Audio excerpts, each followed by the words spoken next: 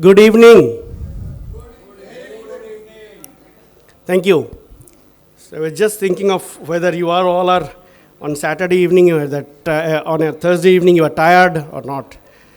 So the response is quite good, and as we don't earlier we used to see only at the weekend we have the programs. So right now every day has become a learning day. So this is a protocol for us that president should be garlanded by our secretary. So I'll request our secretary, Dr. Debashish Das, to do the honor to Dr. R.C. Paul, please. Can you just settle down and put your hands together for him?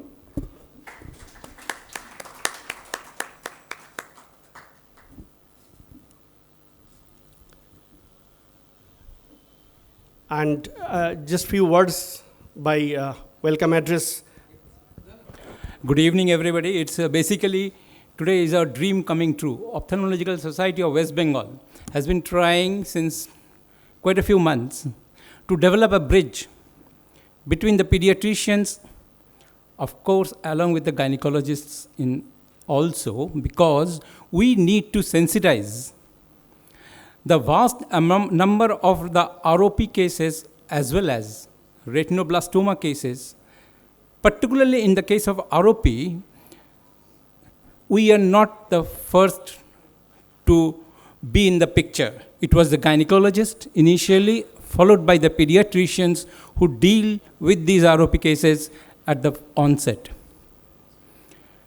But somehow there is a breakage of link between the pediatricians and we who treat as ophthalmologists these ROP cases, as well as down the line in the retinoblastoma cases. And the ultimate sufferer is the little baby who is born with these defects. With this in mind, this is our first endeavor to have a joint meeting with the West Bengal Academy of Pediatricians, as well as I think one of the national bodies are also here, to develop a consensus such that we can deal with these cases in a better way. With that, I hand over today's program to our scientific committee chairman, Dr. Rupak Kanti Biswas, as well as I also welcome my president, Dr. R.C. Paul. Dr. Paul, I will request you to have the presidential address, please. Thank you. Good evening. I congratulate our EC, especially our secretary and scientific chairman and different core groups for organizing this beautiful program. Question came whether life is first or the sight is first. Probably the dilemma, both should go hand in hand, because this is a particular one topics which has been well discussed for very long time, but now it is coming to reality. Be it retinoblastoma, be it ROP, it is of early age, and the dilemma comes whether the life is first or the sight is first. But in our experience, we have gathered by this meantime, both are important and both go simultaneously. And this is possible only when there is a synergy between multi-specialist approach, obstetrician, physician, the cancer specialist, and definitely the plastics, all what we learned. So with these few words, again I welcome all of you in this August forum. We are learning another program that earlier society used to do, or everybody of us used to do. The program was Saturday, Sunday, but we are so delighted with a very quick interval, maybe for 7-10 days preparations. Our hall is full. Thank you. Let's open fruitful discussions. Thank you. Thank you, Dr. Paul. And as he was mentioning that it is not the treatment part we can do for the ROP or the retinoblastoma, but until they reach to us at proper time, then it is no meaning of treating them. If it is too late, then probably we will lose the game. So for that, this is the most important that we should handhold of pediatrician, neonatologist, and probably the gynecologist, I mean, the treating obstetrician from that part, if you put the cycle in this way. So for that, this link, none other than Dr. Indu. She is a renowned pediatrician by herself, but she has a separate, introduction among us. And she is our own Sunil's wife, Dr. Sunil Surana's wife. And Indu has helped us tremendously for organizing this program. And I will request Dr. Indu to please come on podium, please. And today, because of her effort and her organization, we have the president and the president of Indian Academy of Pediatricians. Dr. Upendra is here. And if you can just introduce Dr. Upendra. Dr. Indu, please. So very good evening to the esteemed ladies and gentlemen, everyone over here. So it is really a privilege for West Bengal Academy of Pediatrics that we are collaborating with the Ophthalmological Society of West Bengal. We are here. And it is a very proud moment for us that our National President, Indian Academy of Pediatrics, Dr. Upendra Kinjwadekar, he is today here, along with Dr. Deepak Pandey. Actually, we are having a program. We had a workshop today, the SSS, the Sankalp Sampurna Swasth. This is a project under the Presidential Action Plan 2023, and under the guidance of our President, we rolled out this project first today in Howrah, and it was a successful one. It was a school awareness program, and tomorrow we'll be conducting another one in a Kolkata school in Salt Lake. So he was here, and I got a call from Dr. Rupak that we want you people to join us. So we were so happy that Dr. Upendra is also here. Dr. Upendra doesn't need any introduction because he is the head of the mother institution, like our mother body, Indian Academy of Pediatrics. So without delaying much, I will request him to say a few words on behalf of the 42,000 pediatricians all over India. And we also have our very dear Dr. Atanu Bhadro. Many of you must be knowing him. He has been the past Vice President of East Zone IAP, and he is the honorary incoming Secretary of WBAP 2024. We have other pediatricians with us, Dr. Shamik Hajra, he's here, a very active IAPN. Dr. Amita Sinha Mandal, she's also with us. And of course, Dr. Deepak Pandey, who is a very active IAPN, and he is in fact the national coordinator of the program we launched today, that is the SSS. So I would now request our President to say a few words. Good evening, everybody. Respected Dr. Paul, Dr. Das, Dr. Biswas, and all my dear ophthalmological colleagues, as well as Dr. Indu, Dr. Atanu, Dr. Deepak, and all my pediatrician colleagues.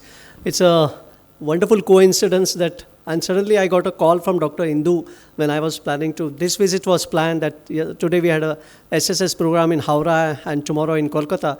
She said, in the evening, can we squeeze in some program with the Ophthalmological Society? I said, what do we have to do with Opthal Society?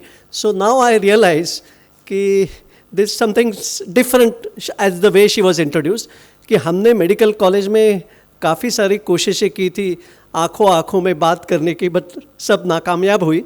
But she is successful as a paediatrician, and उनकी आँखों में बात जो हो गई, so that is the genesis of inviting for this program for the retinological disorders for children. I am sure that's extremely important.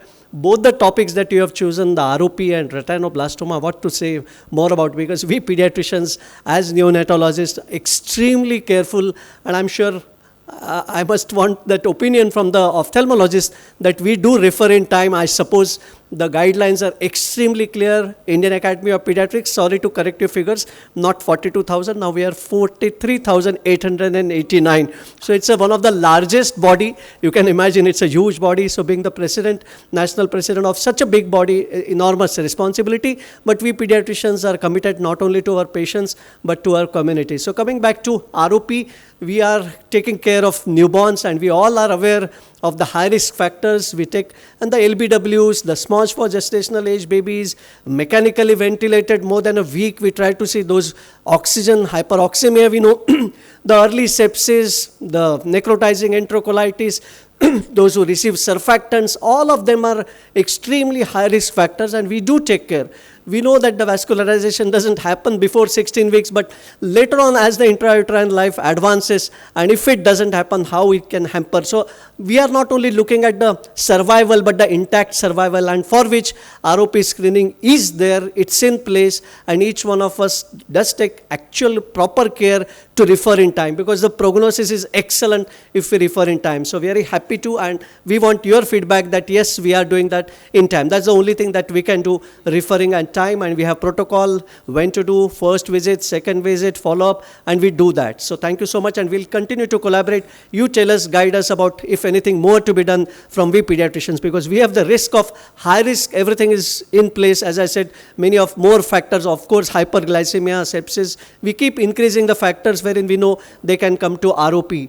Talking about retinoblastoma, another deadly disease, if we do not diagnose in time, 10 to 15%, I suppose, usually less than 1 year, we do have the incidence of amongst all the childhood cancers.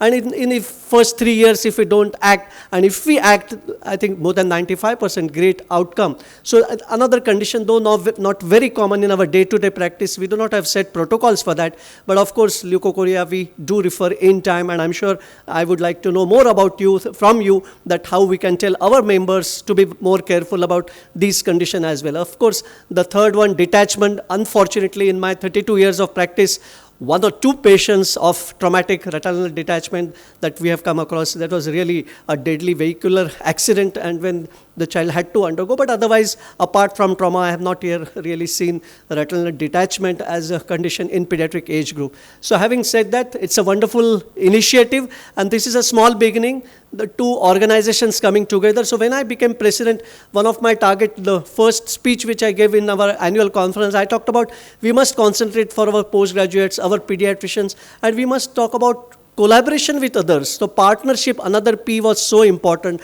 Publication was another P, and public, another P. So 5 Ps I had given, and partnership, actually I thought about Foxy as one of the organization, because we are all complementary to each other. They start the process and we manage till 18 years. And I have done that because my wife is an obstetrician. So हमारी आँखों में नहीं हुई बात, but still. But we are managing continuum of care. But then I'm sure that this partnership also, and it's important, many of the conditions, that chronic conditions also we need to be very careful about. I'm sure this small meeting that we are having, it's a huge crowd on a weekday evening. So big round to all of you. So for being here in such large numbers, I think we should continue such partnerships and collaboration. And we look forward for more insightful, meaningful interactions with all of you. Thank you for your invitation, and it was an honor to be here. Thank you again. Thank you. This is our honor as well, sir, to have you here. Though it is a coincidence, but still, we would like to honor you by our president, Dr. R.C. Paul. Please.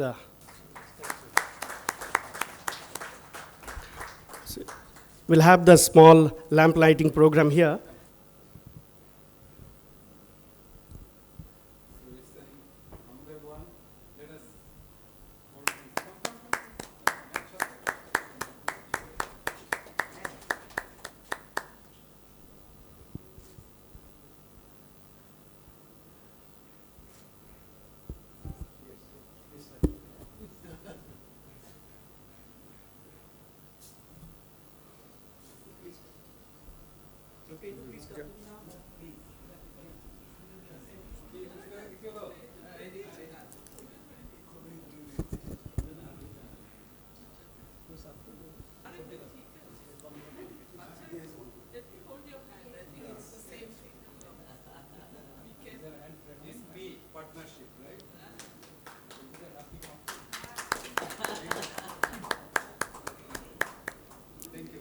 Thank you. Thank you all.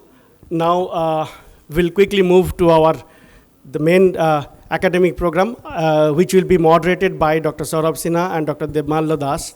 And yes, I'll request Dr. Sinha to take over the mic, please, sir. Can we have the chairpersons? I request Professor Vishwas, Professor Ashwin Ghosh, Dr. Deepak Pandey, sir. Dr. Deepak Pandey, sir. And Dr. Atanu, sir, please. Before I move on, I have done in my good days, I've done ROP, I've done retinoblastoma. But one more thing with one of the pediatricians is squint. That's a lot of kids you will get. If you don't send them to us, get an eye checkup that is 3 years, 5 years, we miss out on a lot. So I think that's a thing that the ophthalmologists and the pediatricians need to look into. Whatever school checkups you all do, whatever you all say, if you don't put in the parents' minds, then we miss a lot of stuff. Amblyopia, it's very, very rampant. It's much more than we think that they are. Our panelists for the day are Dr. Krishna Nandi, Dr. Shritu Das, Dr. Indu Surana, Dr. Amita Sinha Mandal, Dr. Shashwat is there, Demanjan is there, yes, Shomir and Shongita, great. So we have, the pediatricians don't have this, we have 2 talks on retinoblastoma, one by Dr. Anirban. Anirban is a senior consultant at Shushruta Hospital, he's been doing it for a long time. He's held the flag for us for a long, long time in Calcutta. Of course, he's ably joined by Dr. Kolpita, who now does at Shankanetrale here in Calcutta. These are 2 people we have. Anybody else who does retinoblastoma in Calcutta other than you two? Yeah, I think Purban from RIO. So sorry. RIO. Yes, I'm so sorry, sir. Purban and RQ? All cases are being admitted in RIO under any unit, but they will be referred to Dr. Purban and he will draw the picture and also plan the management, and then Cankit now taking the responsibility of helping us for chemotherapy, and Anirban knows it very well. We are doing maximum number of retinoblastoma, frankly speaking, because the retinoblastoma, I am very sorry to say that pediatricians are not usually refer retinoblastoma to ophthalmologists. Sir, it is the ophthalmologist only refer. Sir, we'll come to that a little later. Okay, now, it is the frank, and the government hospital taking the load of it for this. Thank you very much. It's a difficult disease, and I think we need to have a separate session totally on this with the pediatricians and a large number. With the help of Dr. Atanu, I'm sure we'll get this through over here. The first talk is by Anirban. He's talking about presentation and grouping, and we'll go on to management later on with Dr. Kolpita. All yours. Good evening, ladies and gentlemen. First of all, it's an honor to be here. I'm a little nervous speaking in front of pediatricians. I still can't remember the vaccines that they used to give me as a kid. Been a long time. My children are going through the same process now. But thank you very much for having looked after our children at home as well as our patients. I am especially indebted to 2 of my colleagues in my past workplace, Dr. Sushmita Banerjee and Dr. Ruchi Golash, who have been looking after our children with retinoblastoma and ensuring that they are healthy enough to come in for the examination and anesthesia. I work in a new place, and now we have a partnership with Tata Medical Center, which looks after our children. All pediatric oncologists, I understand, are pediatricians first. So we have a selfish reason here. I'll tell you very honestly. Why are we talking about presentation and grouping is basically, can we pick up these conditions earlier? That is exactly what we are looking for, and I'll try to cover that.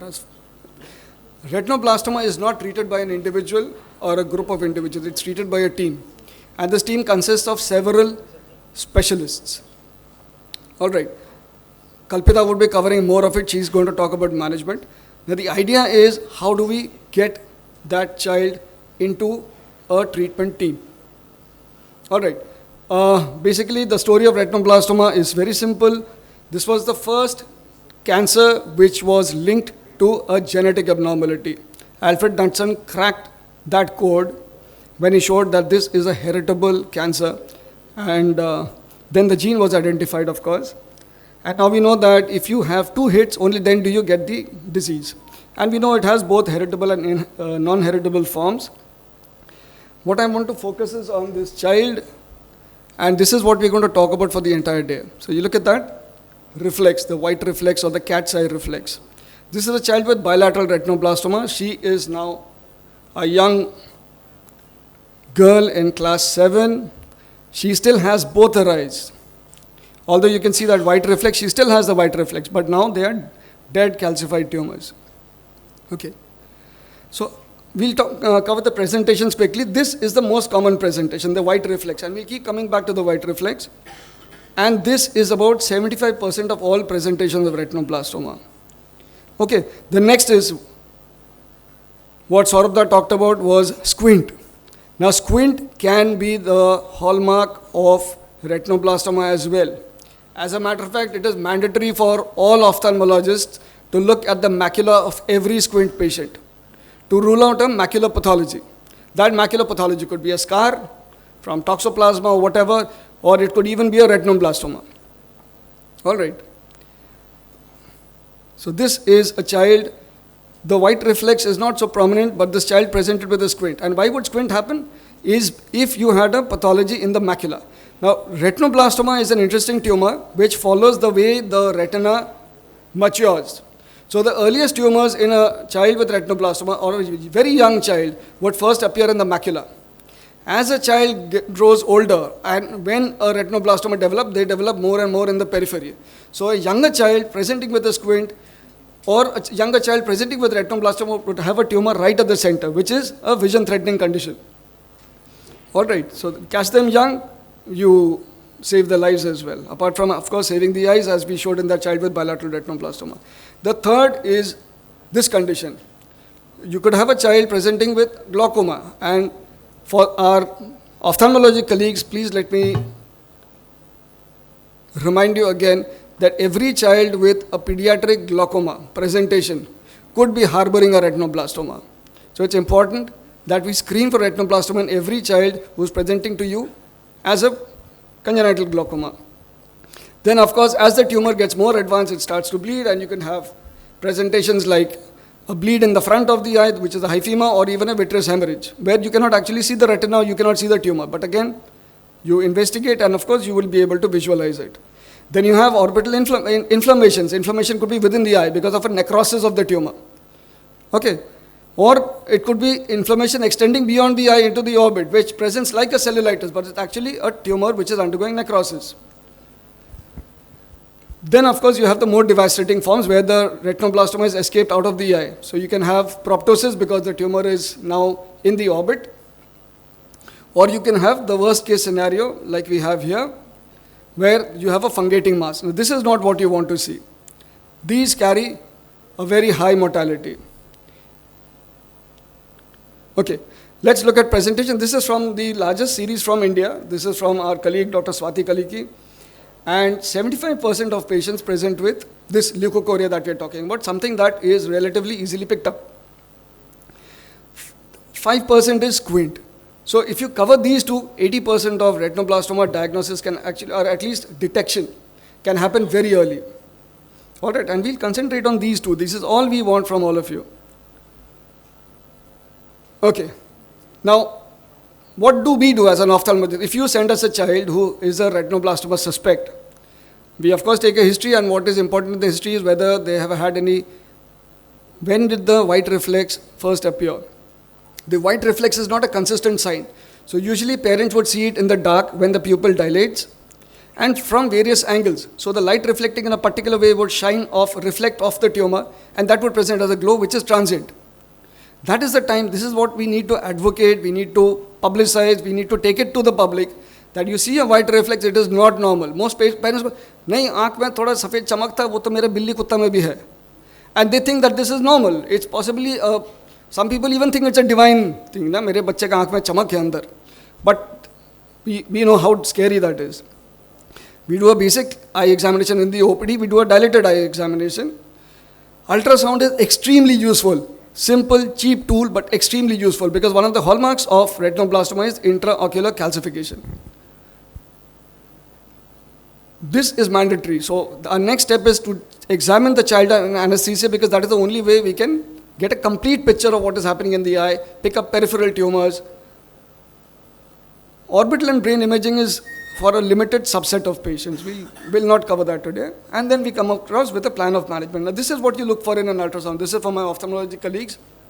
You get intraocular mass lesions, but very important is within them you find these bright spots, which is high reflectivity representative of calcification. A lot of retinoblastomas are missed on ultrasound simply because the person who is doing the ultrasound does not bother to take this A-scan vector through that bright spot. If you do that, you will find that there is a very high reflectivity. Okay.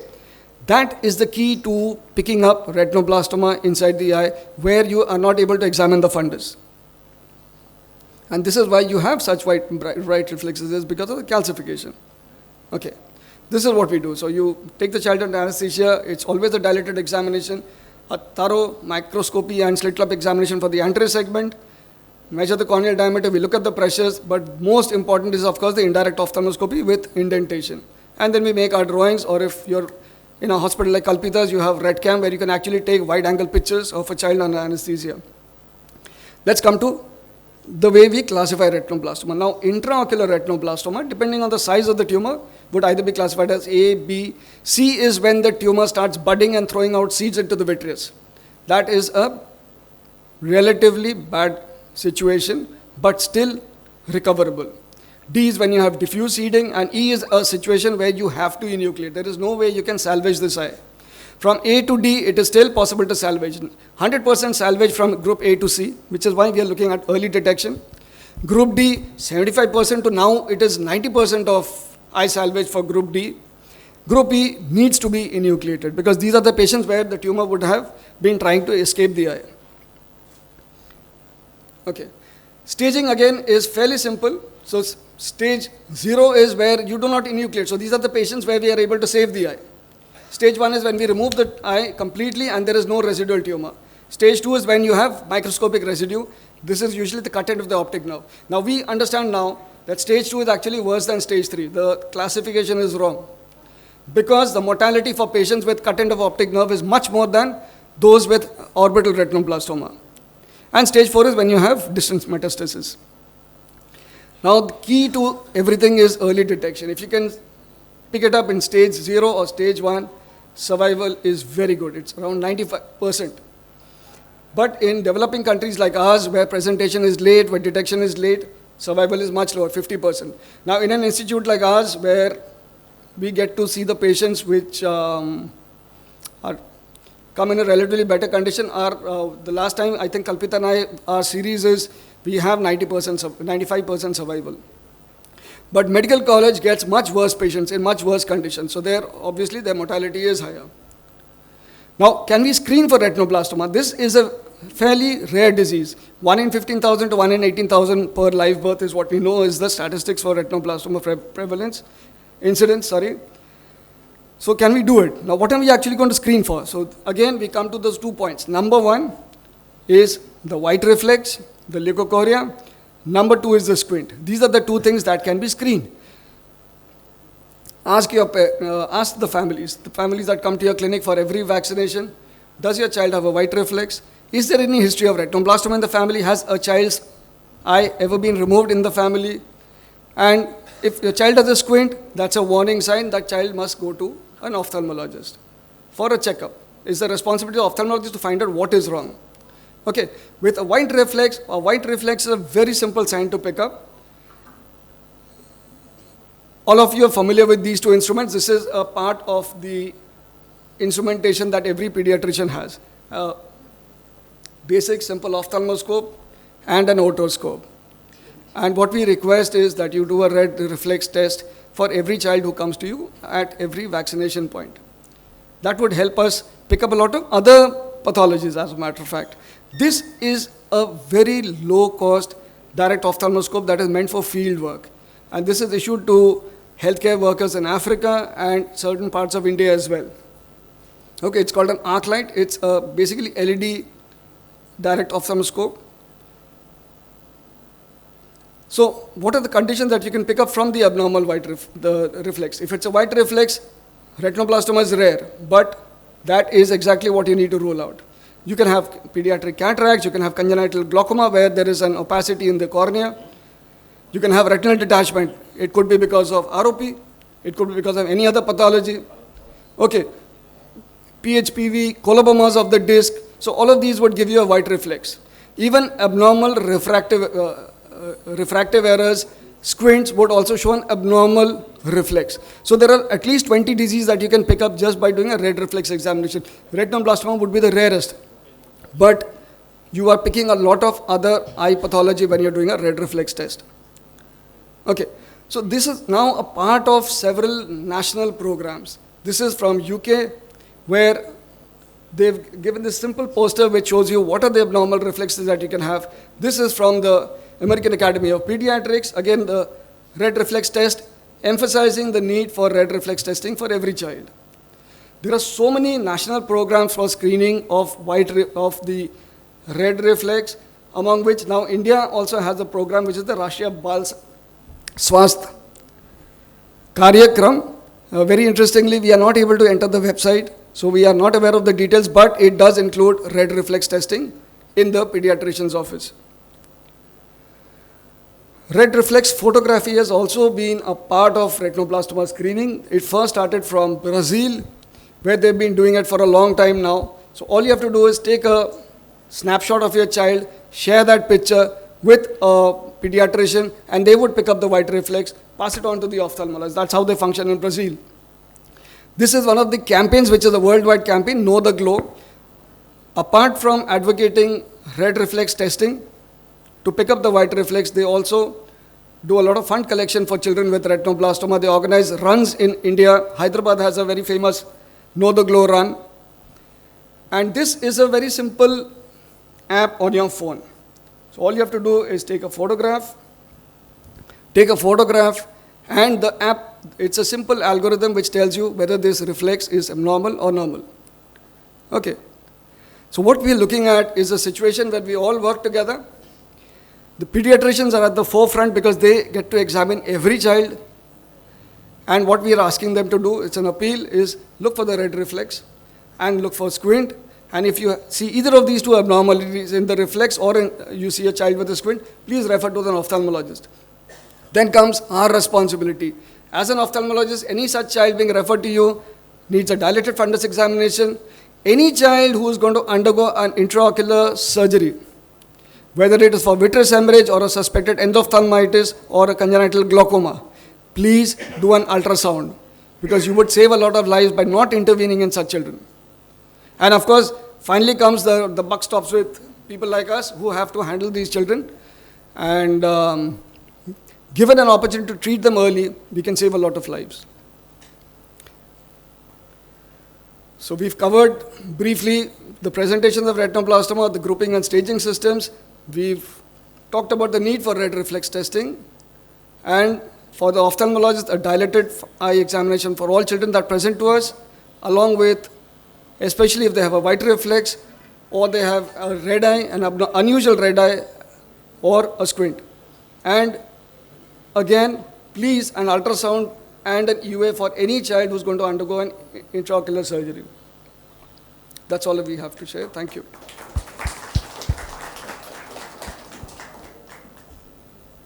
Nice presentation, and very nicely told about the screening procedure that we should all adapt to in order to find out retinoblastoma at its early stage.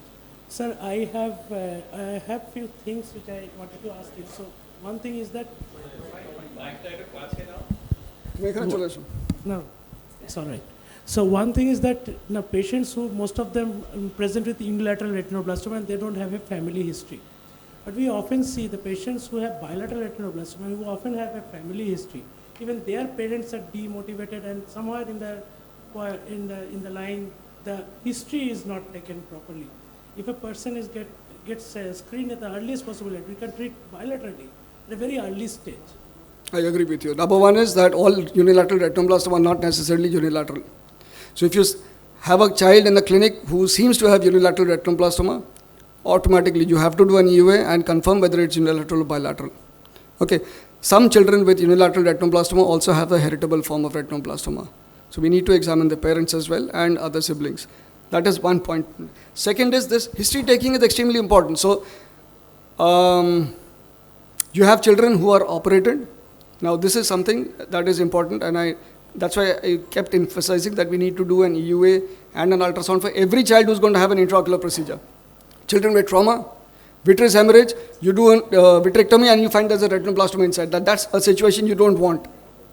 So, and we lose children because of this, right? We lose, but they die. They die because you made the disease extraocular.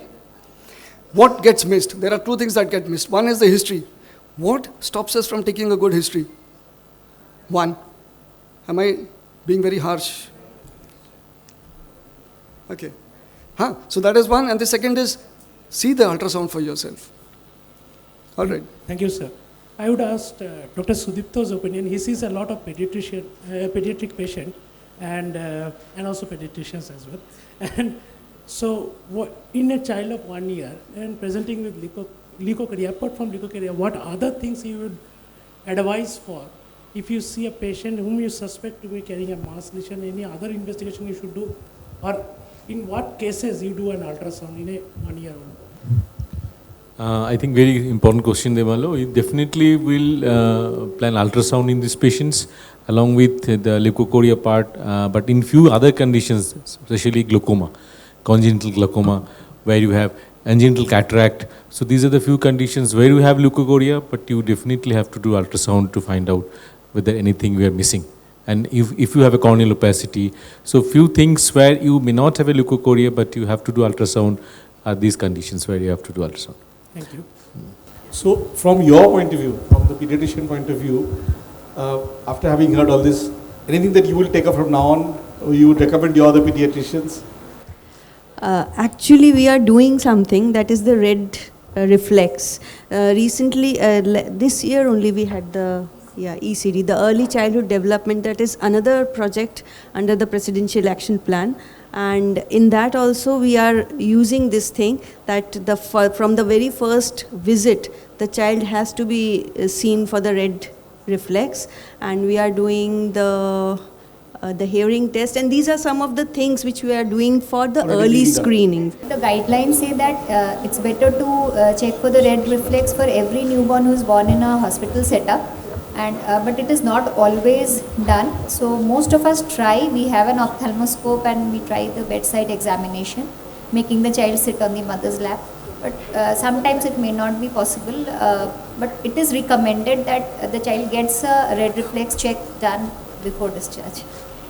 So handling the ophthalmoscope is something which we are not yet very much in. We are all there to help you. Hello.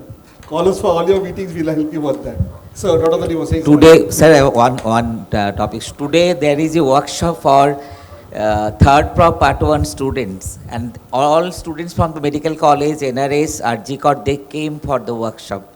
The workshop was scheduled on how to do fundus examination.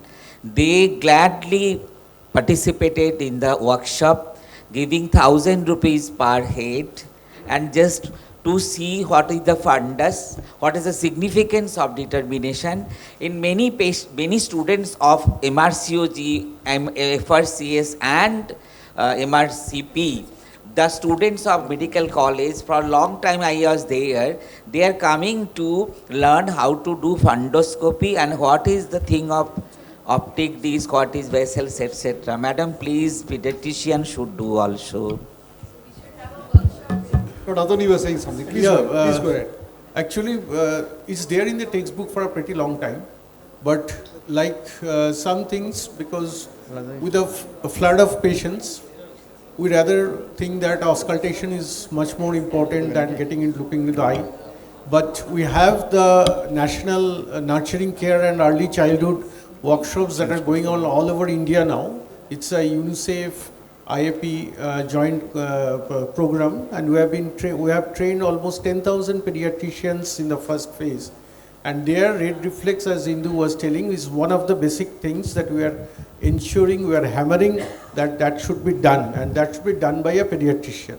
And it should be done repeatedly, not only at birth, but after 6 months, after 1 year, and after 1.5, and after 2. It's a formatted one which we are ensuring that should be done.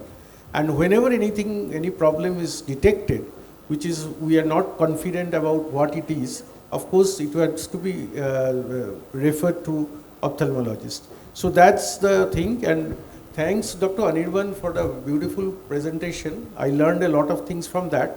Just 2 questions from that. What's the commonest age that where you at present you get these patients? Right. So retinoblastoma is something that you generally see in children less than 5 years.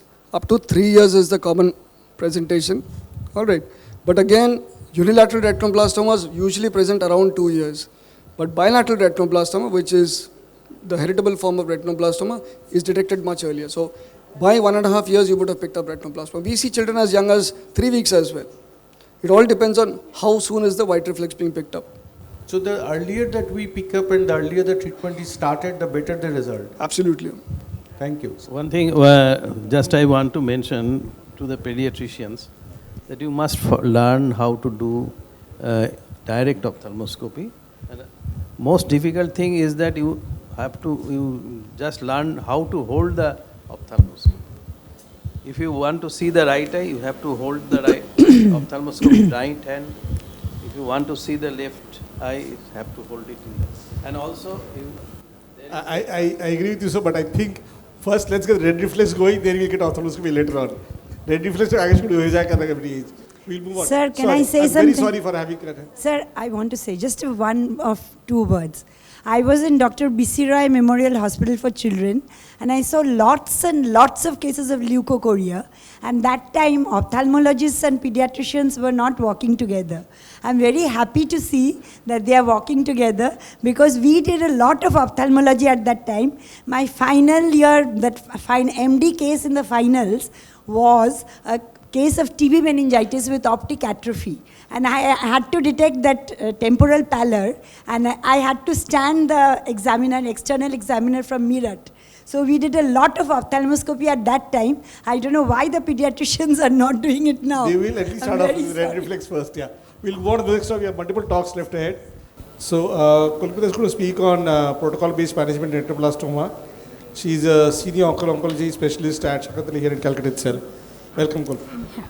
So now we, for this meeting is particularly to increase the awareness among everyone to screen the white reflex, to detect the retinoblastoma cases so that they get referred early. And because if they're referred early, then only we can treat them early and give them the proper treatment. So obviously for that, there is a set protocol which is actually followed worldwide. So many international renowned bodies have already given a set protocol for retinoblastoma. And retinoblastoma is the only malignant tumor for the purpose tumor actually where what we can see. Other malignant tumors in the body we cannot see. We have to do an imaging and everything. So retinoblastoma we can detect, and with treatment response we can follow them up. So we know how they're responding. So in that way, that comes that retinoblastoma actually is a very well-responsive treatment tumor to treatment. So why we are talking so much of retinoblastoma today? Because it is the most common intraocular malignancy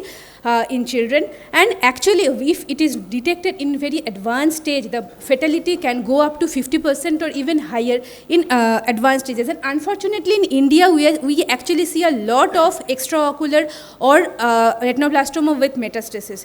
So that is why we are losing. Western countries, they see very less. And if detected early, it can be actually cured in most of the cases. So when actually retinoblastoma was first described as a clinical entity, the mortality was around 98%. Then in 1950s, it came, the first treatment modality came as enucleation, then came the EBRT era, then came the era of intravenous chemotherapy, and now we are shifting towards intra-arterial and intravitreal chemotherapy. And in 2020 and beyond now, with proper treatment, we can reach up to near about 100% survival for retinoblastoma cases. So in Western world, why they are so successful? Because the detection is early and they have a improved method of treatment. However, in our part of the country, our part of the world, we see a lot of cases which are in a very advanced disease, which they are orbital retinoblastoma or a retinoblastoma with a systemic metastasis. And actually, because of the delayed awareness or delayed presentation, so the mortality is near about 50% in our cases. So this is the retinoblastoma, world retinoblastoma map. Unfortunately, we can see India falls into the very high number of cases. We detect a very lot of retinoblastoma compared to many other parts of the world. So we see around 1,500 to 2,000 new cases every year all over the country, and in them 70% of the children who they undergo treatment, but in a non-protocol based treatment. So when a non-protocol based treatment, the mortality goes up to 30 to 50%, and if there is a metastatic disease, it goes up to 100%. So what is the goal of treatment? So as sir told first, like we know the life first. So the primary goal to treat a retinoblastoma always remains that to save life. Then comes whether we can save the globe salvage, and third comes the vision salvage. As we all know, because retinoblastoma need to be addressed in a multidisciplinary approach, so we ocular oncologists, we are there, but we definitely need the help of pediatric oncologists who give us the protocol for the chemotherapy and other systemic management. We need a radiologist who gives an accurate imaging finding for the orbit as well as other systemic organs as well as the brain involvement. We need a radiation oncologist in some cases where we need to give radiation. We need a very good histopathologist, because getting a proper histopathology for a retinoblastoma case is the crucial for the further management. We need a geneticist, because bilateral retinoblastomas are heritable and unilaterals are also heritable. So giving a good genetic diagnosis is also important to the retinoblastoma. So retinoblastoma definitely is a multidisciplinary approach without which we cannot treat those children. So when a retinoblastoma child comes to our OPD, the first thing, a good history taking and a thorough OPD evaluation by an ophthalmoscope. We see the red reflex, we see the other findings as already mentioned, the squint. So, and a good, following that we need to do a very good ultrasound. And the ophthalmologist present here, like ultrasound is a very simple method of doing thing, and request everyone to do the ultrasound by their own, not to rely on the technician doing the ultrasound. So because a detection of intraocular calcification gives us the diagnosis of retinoblastoma in suspected cases. So request everyone, we can just go put the probe and see if we can pick up the calcification. That saves a lot of cases. Following that, we have the imaging modality. MRI is a preferred technique to detect any intracranial extension or extraocular involvement or optic nerve invasion. We need to do a metastatic workup like bone marrow and CSF where there is an extraocular involvement, and following that we take the child for a detailed examination under anesthesia in the OT. So management for the kid is different for different child. So management depends on the laterality, whether the tumor is unilateral or bilateral, what is the staging or grouping of the disease, the size and number of the tumors, what is the systemic status, as well as whether there is any threat for the systemic disease, any risk for second cancers, as well as the treatment depends on the economic consideration and the estimated visual prognosis. So when we see retinoblastoma, we broadly classify this as whether this is an intraocular retinoblastoma or an extraocular or a metastatic retinoblastoma. So for that, there is a staging system which shows us the survival outcome and the tumor grouping which shows that the eye salvage as outcome. So this is an international retinoblastoma staging system. So many of the pediatricians will be aware of the staging system because they follow the staging system. For them, the life comes first. So we stage here, if we see the stage 2 and stage 3, what is most important? Stage 2 shows that eye is enucleated, but there's a microscopic residual tumor.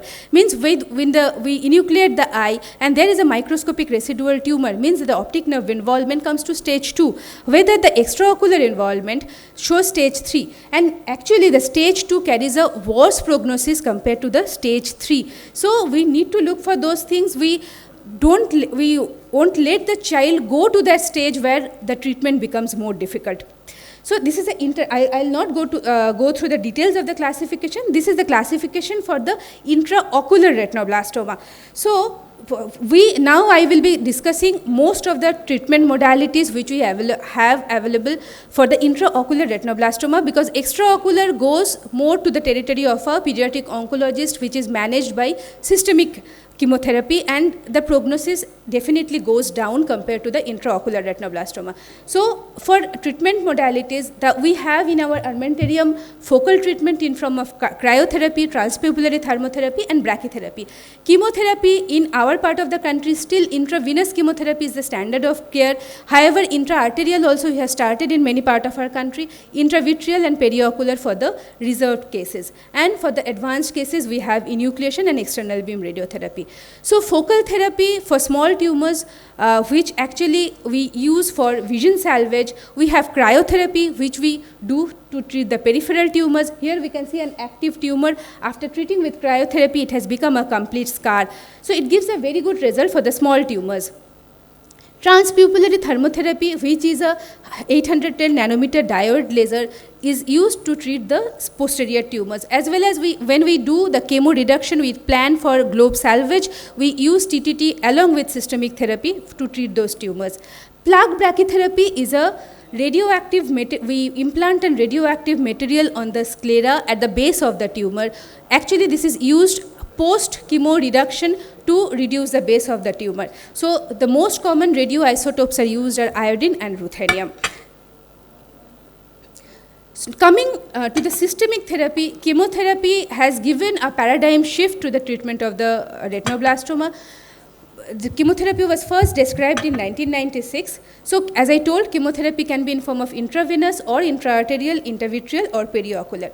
Intravenous chemotherapy, the indications remain, first indication remains the chemo reduction with adjuvant local therapy when we aim at globe salvage.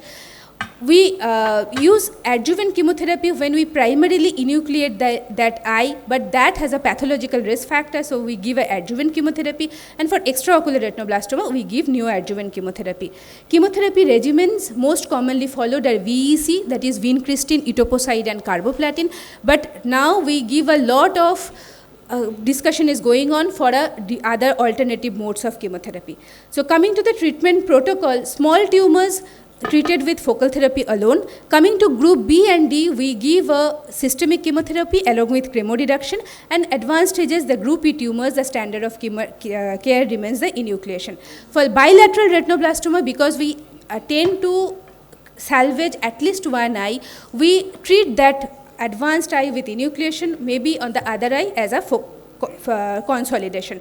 Here comes the crux, where there is a bilateral advanced retinoblastoma, we can treat with systemic chemotherapy, and the recent modality is intraarterial chemotherapy. So this is a 1-year-old girl who had a bilateral retinoblastoma. Right eye was group D and left eye was group A.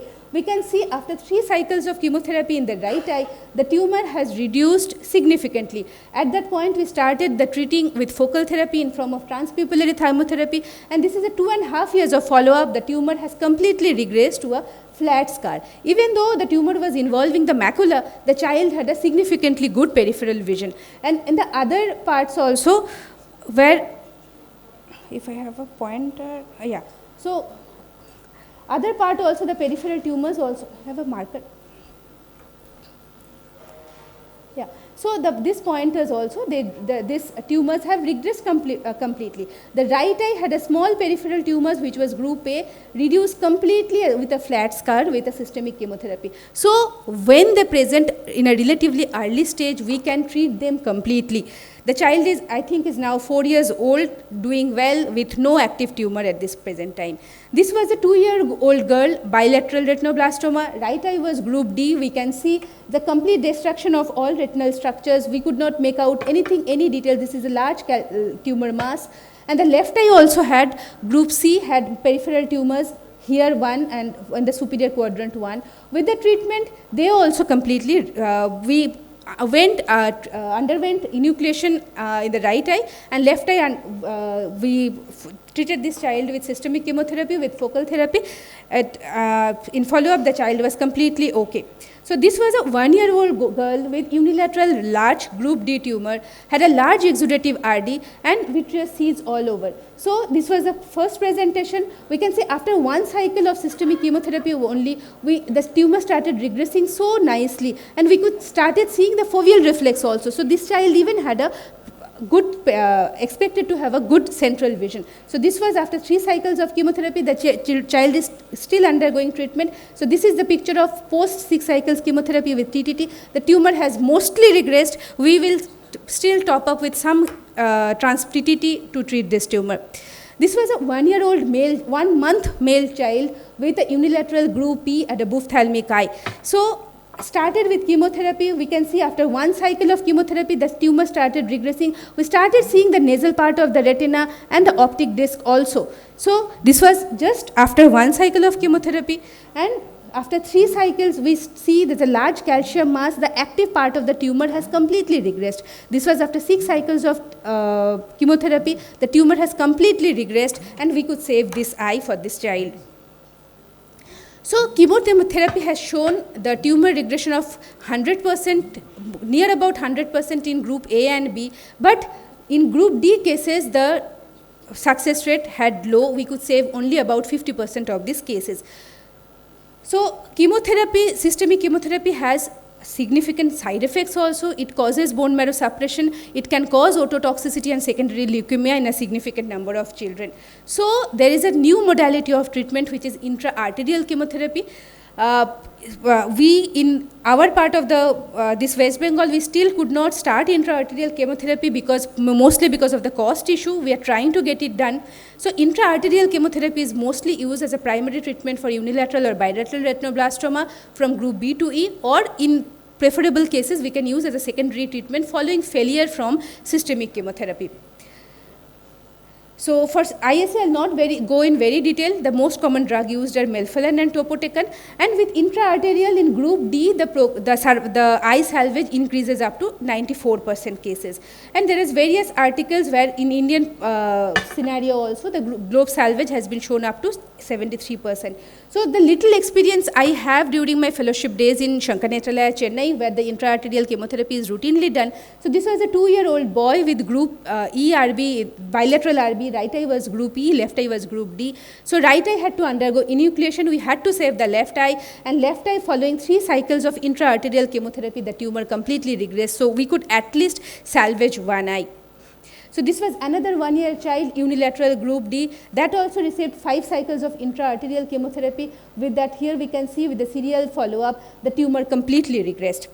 But ISE is a technically challenging procedure. We need an interventional neuroradiologist to perform the procedure. Till date, the most common complication remains a technique-related complications. The ophthalmic artery spasm is very important, very common in there, for which we might need to abandon the procedures also, and the cost is factor for which still in many parts of the country we could not implement the intra-arterial chemotherapy. Intravitreal chemotherapy, where we directly inject the chemotherapeutic agent into the vitreous to treat the vitreous seeds, which is used to treat the vitreous seeds in persistent vitreous seeds following chemoreduction. So enucleation remains reserved till in today's date for advanced retinoblastoma, and external beam radiotherapy still used for extraocular retinoblastoma, where we need to treat the orbital retinoblastoma following enucleation with external beam radiotherapy. So orbital retinoblastoma, where we can see this fungating mass, or we have a radiological detection. So management of orbital protocol is definitely tedious compared to the intraocular protocol. We need to do a serial brain imaging scan and do the enucleation followed by adjuvant and neoadjuvant chemotherapy. When they present with a metastatic RB, it has a very guarded prognosis, and most of the child finally we could not save. Therefore, to conclude, retinoblastoma is a potentially curable malignancy if detected or treated on time. There is a paradigm shift from intravenous to intra-arterial and intravitreal chemotherapy. We have an individual management plan to be implemented as to which can lead to optimal outcome, and we need to have a cost-effective protocol-based management in a multidisciplinary team approach, which actually can help to eye salvage as well as life salvage. So these are the happy children post-treatment doing so well. Many of them now, even I saw not treated by me, but treated by my seniors, who is now teaching other students, doing a music class, practicing law, doing wonderful in today's. Thank you. I didn't understand a lot of what she said, but I can tell you what the passion with which she spoke is amazing. I think we need more people to take up these difficult, non-rewarding, financially non-rewarding specialties, diseases, whether it's ROP, whether it's retinoblastoma. People need to work on this. They are not financially very, very savvy diseases. It's like a macro surgery or something. So and thank you so much, Kalpita, for doing a great job. Thank you. We'll move on to the next session, that is ROP. Can we have Dr. Arijit Bhaumik, please? Dr. Arijit is an assistant professor at the Department of Neonatology at the Medical College, and he will be speaking on the ROP prevention in NICU. I do know, Shudipto, you go to Vardhaman once in a month, once 3 weeks. So I know there are a lot of people here. I know Pranab does a great amount of work at different places. Showman sees so you have a lot of ophthalmologists here who from Calcutta go outside and see babies in NICUs and try to bring them back or treat over there itself. A lot of people doing these things. So can I, before he starts, while he gets it, you are going to Vardhaman? Yeah. Where do you go outside anywhere else? Only in? Where is that? SSKM, he goes Showman? Durgapur? Parakpur. Shomavo? Only street you should. Anywhere else do you go outside? Anybody from the global team goes outside anywhere else, ROP? On regular basis? Okay. Shogita, where do you go? Shogita, Paligala? Acha. Ruby Jai. So, BC Hospital and NRS. So we are trying to cover a lot of places for ROP, and we need to work better with our pediatricians, with the neonatologists. I think everybody, it's the onus for both people, and I'm sure we'll have guidelines very quickly. Because I was around a month back, a pediatrician, good friend of mine, who knows that I don't do ROP, called and screamed at me. Yeah, I sent the baby at 3 weeks, and patient was sent back from your hospital. Very unhappy parents, very unhappy pediatrician, and there was some misunderstanding regarding when the patient should be sent for screening, and I think that should be avoided totally, and we should be very clear about it from both sides, pediatrician and ophthalmologist, what we should be doing about this. Arijit, please go ahead. Thank you so much. Goto has come from Tomluk, from all the way, and he is doing their, ROP checkup there. Even in the, so this is how exactly what we want. Like should not be in Calcutta. This should go to the periphery, and we should be able to screen all the babies. That's how is the main crux of. Welcome, Shogat. Go ahead, Arijit, please go ahead. Thank you very much. I am very much honored to be present here and talking before these esteemed people. Today my part of discussion is what as a pediatrician or neonatologist, what we shall do to prevent ROP at NICU. So before that, what are the risk factor for ROP? First, when ROP was introduced in 1950s, it was identified that oxygen therapy is the main offending agent, and as the time passes, it has been identified that not only oxygen, there are many factors that affect the development of ROP in premature babies. And baby is born prematurely, so there is deviation in the retinal growth. So we have to give the baby such an environment that is more like an intrauterine life, so that ROP can be prevented. This is the main thing. Now, what are the major risk factor for ROP? Obviously, this is retinopathy of prematurity. So, prematurity and low birth weight. These are the main risk factor for ROP. Then obviously, supplemental oxygen exposure, and also respiratory distress, breathing difficulties are a significant risk factor, and also sepsis, poor weight gain and blood transfusion, and also the overall well-being of the baby. If overall well-being is not good, then chances of ROP is very high. Now coming to oxygen, as I said, first offending agent was identified as oxygen, and at that time it was told that hyperoxia is the cause of ROP, but it is not only hyperoxia but also hypoxia and fluctuation in the oxygen saturation that are also very important. Now, oxygen is the offending agent, and if we give less oxygen, then chance of ROP is less. But different trials shows when we give the lower oxygen, that is, if we group the babies in two groups, one is 85 to 89% target saturation, another is 91 to 95%, then obviously in the lower oxygen group, the chances of ROP is less, but at the same time, mortality is high in the lower oxygen group. So, what is the optimum oxygen to be given in preterm baby is not yet determined. At present, American Academy of Pediatrics is recommending that we should keep the oxygen level at 91 to 95%, keeping the survival and chances of ROP in mind. Some recent study shows that if we give lower oxygen in the early part of the life and gradually increase the oxygen saturation as the life increases, then chances of ROP is less. Not only oxygen, but also prolonged mechanical ventilation is also a risk factor for ROP, and prolonged CPAP is also offending cause for treatment requiring and severe ROP. Sometimes we have to administer postnatal corticosteroid, not very common, but sometime in BPD we have to give postnatal corticosteroid.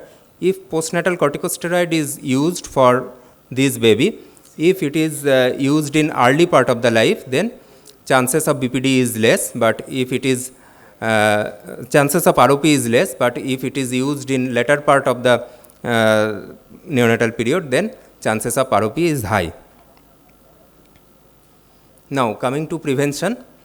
So to prevent ROP, it comes first primary prevention, that is prevention of premature birth. That is not at our part, but this is the part of the obstetrician, and if possible we have to prevent premature birth, and if premature birth is inevitable, then we have to give antenatal steroid. This has a significant effect on decreasing the number of ROP and also severity of ROP. Then at the time of delivery, we have to gently care the baby. That is, if there is no resuscitation required, then we have to give only routine care, and if there is a requirement of resuscitation, then it is better to give continuous positive airway pressure rather than positive airway pressure. And we have to avoid giving 100% oxygen. Now coming to the management of the baby in the NICU. So in NICU, as I said, we have to care the baby as like intrauterine life. So it can be, so good quality of neonatal care is very important. We can say it as points of care. So we have to avoid pain, we have to give judiciously oxygen, we have to control infection, we have to give proper nutrition, temperature control is important, and also supportive care.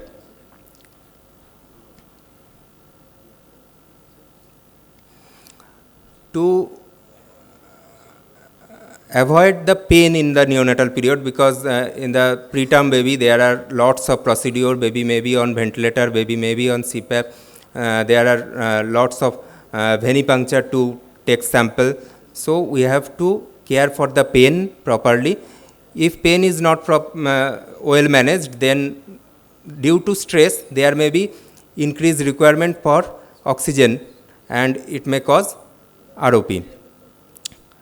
To prevent pain, we have to avoid bright light, limit the number of painful procedure. Suppose we are doing a intravenous channel, then we have to plan earlier that this blood will be taken, and not that after the intravenous channel again we are venipuncturing. So we have to bundle the procedures, and we have to care the baby in a good position, in swaddling position and facilitated tackling. This prevent the pain, and also it causes better neurodevelopment and also prevent ROP. For pain prevention, we can use sucrose or glucose solution, and also breastfeeding, and proper skin to skin care and kangaroo mother care. Also very important for pain management as well as proper development of the neonate. Now, oxygen management, this is the guideline of our national guideline, that is we have to keep the oxygen level as per present guideline 90 to 93%, keeping the set limit at 88 to 95%. And also important is that we have to monitor the oxygen saturation continuously. There should not be fluctuation in the oxygen saturation, because fluctuation will cause more damage. And obviously infection control is very important part of us for everything, and it is also for ROP prevention. We have to have a proper infection control plan in our units, and hand washing is also very important for prevention of late onset sepsis in our units. And nutrition, if there is improper weight gain, then it is a risk factor for ROP. So proper weight gain should be there, and breast milk has a protective effect for ROP. So we have to promote breastfeeding. But when we give mother's milk, we have to supplement it with protein and extra calorie. We do it by fortifying the human milk with human milk fortifier, and always we try to give mother's own milk. That prevents ROP. Now, temperature control, it starts from the labor room or OT and continues in the NICU. As temperature fluctuate, it causes so many damage, not only ROP. And so whenever we manage a baby in our NICU or any neonate, we tell that our management starts as TABCD. So temperature is very important. So we can manage the temperature by skin to skin contact and maintaining the thermoneutral environment in radiant warmer and incubator. And these are the pictures of supportive care, tackling in the baby, and this pacifier is used to soothe the baby and prevent pain, and also kangaroo mother care. And kangaroo mother care can also be given in baby on oxygen, baby on CPAP, even baby on ventilator also. Now, blood transfusion is a risk factor for ROP. So we have to judiciously manage the blood transfusion. Main cause of anemia in premature baby is repeated blood sampling. So we have to avoid repeated blood sampling, and whenever it is needed, then only we have to take the blood sample. And if there is anemia, we have to follow this guideline to prevent excessive use of blood product. If baby is on ventilator, then only if hematocrit goes below 40%, then we give PRBC transfusion. And infant with cardiopulmonary disease but not on ventilator, we give it in 35%. Other sick neonate, we give at 30%. And if there is symptomatic anemia, we give at 25%. And only asymptomatic anemia, if hematocrit is less than 20%, then only we give PRBC transfusion. So this part goes to the prevention of ROP. So we have to care the baby very well so that we can prevent ROP. And next part, what is our responsibility, is referring the baby in time, and who are the eligible candidate for the ROP screening. We have to identify them, and we have to send them to ophthalmologist so that ROP screening can be done in time. So every unit we have to have a written policy. Already national guideline is there, so we have to know this, and we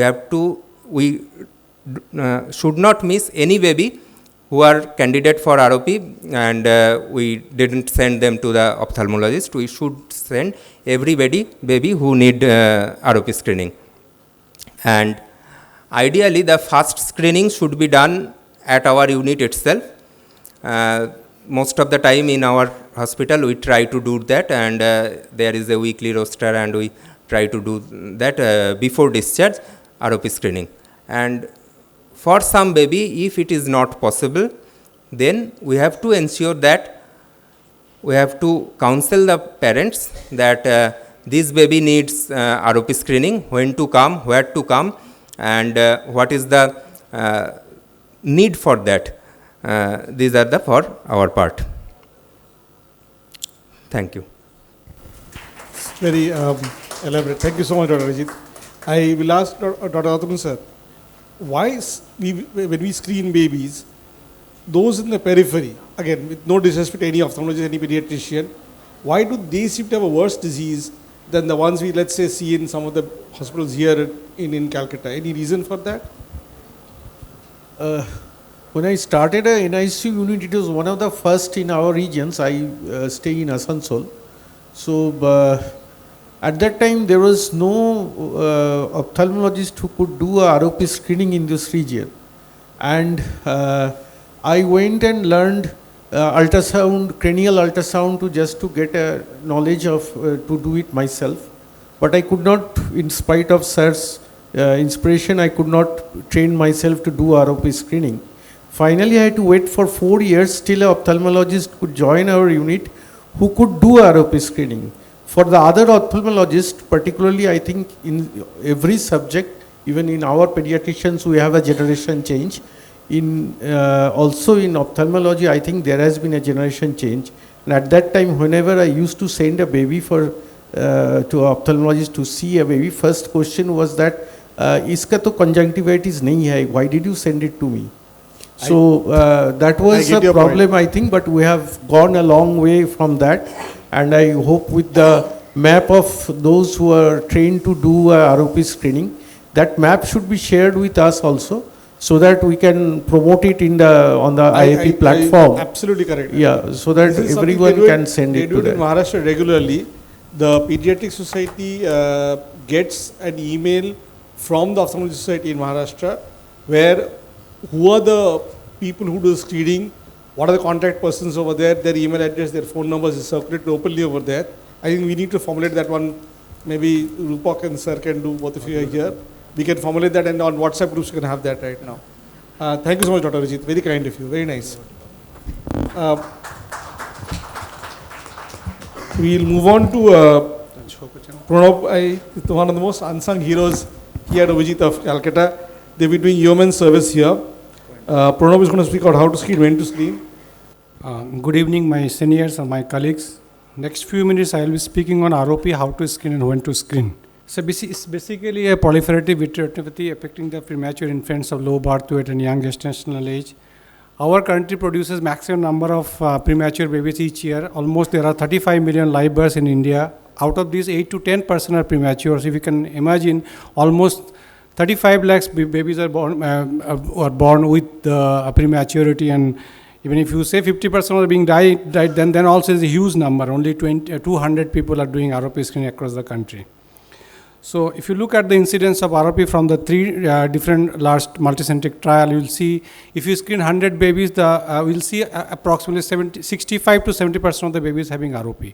Majority of them will regress spontaneously. Only 5 to 6% will require treatment. So if we screen as per the different criteria, say 100 babies, will end up treating babies 5 to 6 babies. So then also it is a huge number. I'll give a little description of what is the ROP. ROP is described in the following terms like zone of involvement, stage of disease, presence or absence of plus disease, clock hours of involvement. If you look at this diagram, you will see there are three circles. The center circle is the zone 1, that is, if you draw a circle centering the optic disc and the diameter of which is twice the distance from the optic disc to the fovea, it's the zone 1. Roughly, if you are using indirect ophthalmoscope and 28D lens, if you center your focus to the optic disc, you will see a zone 1. And then if you draw a circle centering the optic disc and touching the nasal ora serrata, you will get the intermediate zone, that is the zone 2. In the recent classification, it has been divided according into the two parts, zone 2 posterior and zone 2 anterior.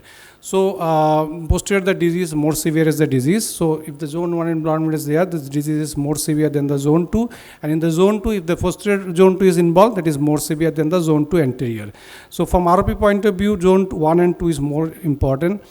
Coming to the staging, in stage 1, you will see a demarcation line. You can see there is a white line here. This is demarcating the posterior vascularized retina and the anterior avascular retina. This is a pen drawn line. This doesn't have any height or width. And in stage 2, you'll see there it got some height and width, it had got some volume. So this is ridge. And in stage 3, you will see, in stage 2, sometimes you can see these whitish lesions. These are the flat neovessels posterior to the ridge. And these are the basically budding neovessels. And in stage 2, you'll see along with the ridge, there are extraretinal fibrovascular proliferation. These vessels is proliferating towards the vitreous cavity. This is a ridge. Along with that, there are fibrovascular proliferation. Stage 4, there are retinal detachment. If it is partial, then it's 4. If it is not involving the fovea, that is 4A. If it is involving the fovea, then it is 4B. And stage 5, there is total retinal detachment. And another important aspect is to see whether there is plus disease or not, because this is one of the most common criteria whether the baby is requiring laser or not. So how the plus disease is defined is there is dilatation of posterior pole vein and torsion to the posterior pole artery. It will be called as a plus disease. Sometimes you may see pupillary rigidity, pupil is not dilating despite 2 to 3 times of using the dilators. There may be vitreous haze. So these are the examples of plus disease. You will see all the 4 quadrants of the posterior pole vessels are dilated and tortuous. Here temporal 2 quadrant is dilated, still it qualifies for the plus disease. And another term is the pre-plus disease. This kind of tortuosity dilatation is not adequate to call it a plus disease, but neither it is normal. This is in between the plus disease and normal. So what does it say? If there is a plus disease, pre-plus disease, we have to see the patient frequently, say 3 to 4 days interval for the development of plus disease when we will go for treatment. So far what I have described is the typical type of ROP. They call it, the rest of the variant are called the atypical ROP. And from the atypical type, it seems that it's very uncommon. It's not actually. Almost 30 to 40% of the babies we see in our part of the country, world is basically atypical ROP or aggressive ROP. In aggressive ROP, you will see the lots of plus disease. This is disproportional to the peripheral disease. This is very ill-defined peripheral disease. And instead of demarcation line, you may see a AB loop or circumferentially running vessels in APROP. In APROP, you will see there is no ridge, but you will see the flat neovessels, AB loop, and there are retinal hemorrhages, and there is plus disease. So if you don't treat at this stage, the vessels will get elevated and very angry looking. This is called brush fire-like appearance. And inside the vascularized area, you may see this is capillary-free zone. So if you do angiography, you will see this kind of capillary-free zone. Actually, the retina is vascularized up to here, but inside that there are avascular retina. So these are the features of atypical ROP. This is very common in our part of country because of variable neonatal care. Coming to the ROP screening, before ROP screening, you should know the normal retinal vascularization timing. The retinal vessel starts growing from the optic disc at 16 weeks of gestation. It progresses centripetally towards the periphery. Nasal retina vascularizes at 36 weeks and temporal retina vascularizes at 39 to 40 weeks.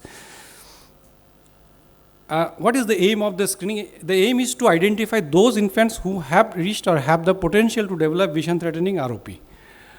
What should be the screening criteria? If you look at the screening criteria by the American Academy of Pediatrics, they say that any one of these 3 criteria, that is birth weight less than 1500 grams or 1500 grams, or period of gestation 30 weeks or less, or any babies larger than up to 2000 gram and period of gestation more than 30 weeks if they have risk factors.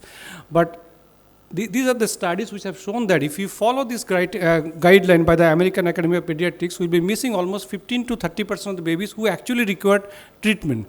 So, because we see most of the large number of babies in our part of the world having ROP, even if they are larger, say up to 2,000 grams and up to 35 weeks of gestation. So, this is the national guideline formulated by the NNF India and RBSK.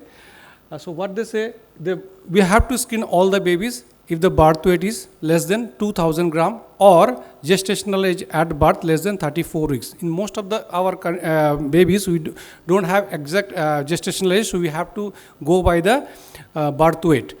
And even if the baby is larger than 2,000 grams or 34 to 36 weeks, 6 weeks, and has lots of risk factors, neonatologist should send the baby for screening.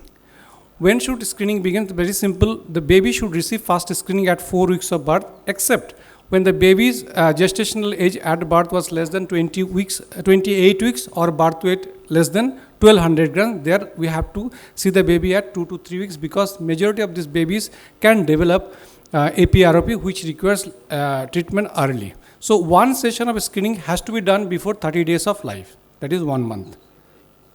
How long should you screen? Should terminate the screening once the retinal vascularization is complete, that is temporal ora serrata is complete, and reach a stage when there is laser is indicated.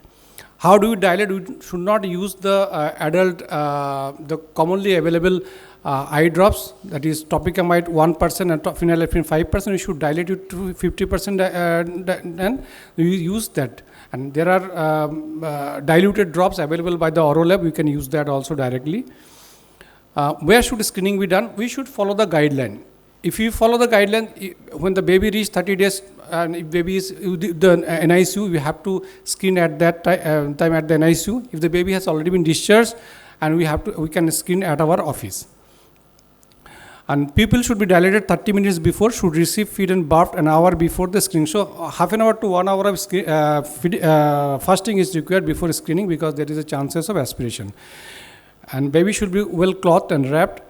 And we use only topical paracaine, not sedation or any kind of anesthesia for examination. We apply this infant speculum and examine with the indirect ophthalmoscope using the 20D lens or 28D lens. And we need to examine whole of the retina, especially the temporal retina, up to the ora serrata. And 1 drop of antibiotics is used at the end of the procedure, and then baby is handed over to the mother, and ask the mother not to feed for 10 to 15 minutes, and then to report if any problem is there, and to leave the hospital after half an hour. I will give you an example how the no screening leads to blindness. This was a baby presented to us at 9 months of age, delivered at 32 weeks, and the birth weight was 1500 grams. The baby was brought at 9 months. When they noticed the white reflex, we could see here the total retinal detachment along with the bare choroid here. So the eye is gone for whole life. So another case, this baby presented at 10 weeks of delivery, all within the guideline, the criteria for screening, but not screened on time. So the baby was presented at 10 weeks. We can see there is already stage 4 ROP. We did laser, then also the disease progressed. We had to do surgery. This was a case with stage 3 ROP presented at 8 weeks. This we could make the baby see well after the laser, but not always it is successful. So the other eye, this is a zone 2 posterior APROP, laser did well. So I will end up with citing this article published in Asia Pacific Journal of Ophthalmology in 2001. They have cited 5 cases, consecutive cases of medical legal cases where the verdict went against the ophthalmologist and pediatrician. In all these 5 cases, the pediatrician was implicated in all 5 cases. Only 1 case ophthalmologist was implicated along with the pediatrician. The major reason, the first 3 cases, the reason was the failure to inform parents about the ROP screen. This is a prima facie case. So in the last case, you can see the twin baby developed ROP. The reason was that the baby was given unmonitored oxygen.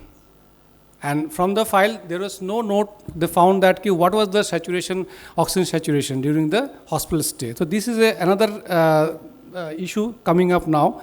The parents are going to the court for causing ROP to develop by the pediatrician.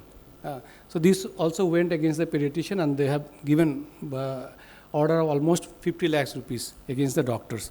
So all babies with birth weight less than 2000 grams and POG less than 34 weeks should receive ROP screening. First screening should be done at 3 to 4 weeks after birth. It is important to identify atypical features of ROP, especially in our part of world. The only diluted eye drops to be used for pupillary dilatation. Thank you very much. Thank you, Pranam. Excellent. Not allow the children of or any person to be blind. Blindness is a curse. We have seen the many endocrinologists never told to go to ophthalmologist. I have seen the many cases who are coming here in RIO with complete PDR and etc. People are also not very helpful for maintaining, but still the medicines, physicians and endocrinologists, now the pediatricians, be very careful, madam. Please. Pediatrician, All the ophthalmologists. I am the teacher of many students in every year, 22 MS and 20 DO. They have lost the interest only to improve their cataract surgery and to earn something. I am very helpless. I am helpless. I have a request for all the ophthalmologists to say something against this. Be careful to be a good total ophthalmologist so that all the patients should not be blind. Thank you, sir. I think that's a very passionate, very, very important statement you made. I think it's very important. So we'll move on to the young, dynamic retinal surgeon from Shushruth, Soma Mandal. And please go ahead, Soma. Thank you, sir, for your kind introduction. So, Dr. Pranav Das sir already told the basics of ROP, and very good evening all of you, especially my pediatrician colleagues, because I understand that to listen to a topic which is not known to you is very difficult to listen to a different topic for the whole evening. So I stick to the very basic of the treatment, not going into the detail. So till now what we have taught the zones of the ROP, zone 1, 2, 3, and so the treatment criteria is recently after ICROP 3, we categorize the treatment by type 1 and type 2. Type 1 is requires treatment and type 2 requires observation. So type 1 is basically any stage with flash disease or stage 3 without flash disease. Okay. And in zone 2, there is stage 2 or 3 with flash disease. And rest of the thing requires observation. Only this criteria requires treatment. So what are the treatment, how the treatment of the ROP was evaluated over the time? It was started with cryotherapy. After that, it was shifted to laser, which is now the gold standard of the treatment, and the surgery for the most advanced stages, that is for the retinal detachment cases. So cryo ROP study was published in 1986, which the clinical implication was that established the benefit of cryotherapy for the threshold ROP. So what is threshold ROP? That is in zone 1 or zone 2, the 8 non-contagious or 5 contagious areas of the flash disease. You can see that if it is a 2 clock hour, so 8 non-contagious or 5 contagious areas of the flash disease has been called as a threshold ROP, which is now shifted to type 1 disease. So the indication of cryotherapy was before that. After that, this same indication was shifted to laser. So, but the laser complications of the laser was around 10% of the cases requires second intervention, and complications like vitreous hemorrhage, hyphema, cataract, and increase or decrease in ocular pressure, and any refractive error after laser therapy was the main challenge. Worst side effect of the laser treatment after the peripheral ablation was tunnel vision, and in some cases retinal phone can be seen. So this is a schematic diagram of the laser what we are doing. Except the posterior pole, we will laser all of the retina, all of the avascular retina and this is the real life actual image of the retina after the laser treatment, peripheral laser treatment. So that's how we ablate the peripheral avascular retina to reduce the VEGF load. And this is a case of this is the main problem of the laser. In follow-up cases, we will get a tunnel vision in both the eyes. So as we look forward, is that an anti-VEGF era? Because the complications of the lasers are basically overcome by the injections. So first injection was bevacizumab, which was tried in BEAT ROP study in 2011. So bevacizumab monotherapy in infants with stage 3+ disease showed significant benefit for zone 1 but not in zone 2 disease.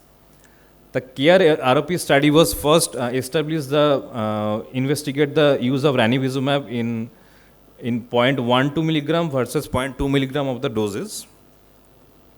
So CARE ROP study showed the efficacy of ranibizumab in controlling the acute ROP in 24% with the 24% of the standard dose, which is equally effective and with 40% of the doses. So efficacy is more than 93%. Eyes doesn't require rescue treatment after ranibizumab treatment. So first randomized controlled trial was Rainbow study which was published in 2019 for the ranibizumab. So this was first global trial on ranibizumab in ROP. This has 3 arms: ranibizumab 0.2 milligram versus ranibizumab 0.1 milligram versus laser.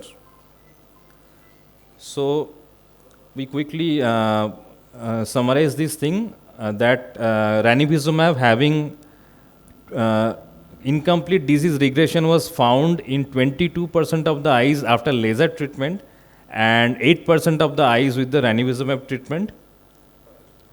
And in 2-year outcome in Rainbow extension study, which was between 2016 and 18, 180 infants were enrolled, and high myopia was less frequent after 0.2 milligram of ranibizumab than the laser therapy.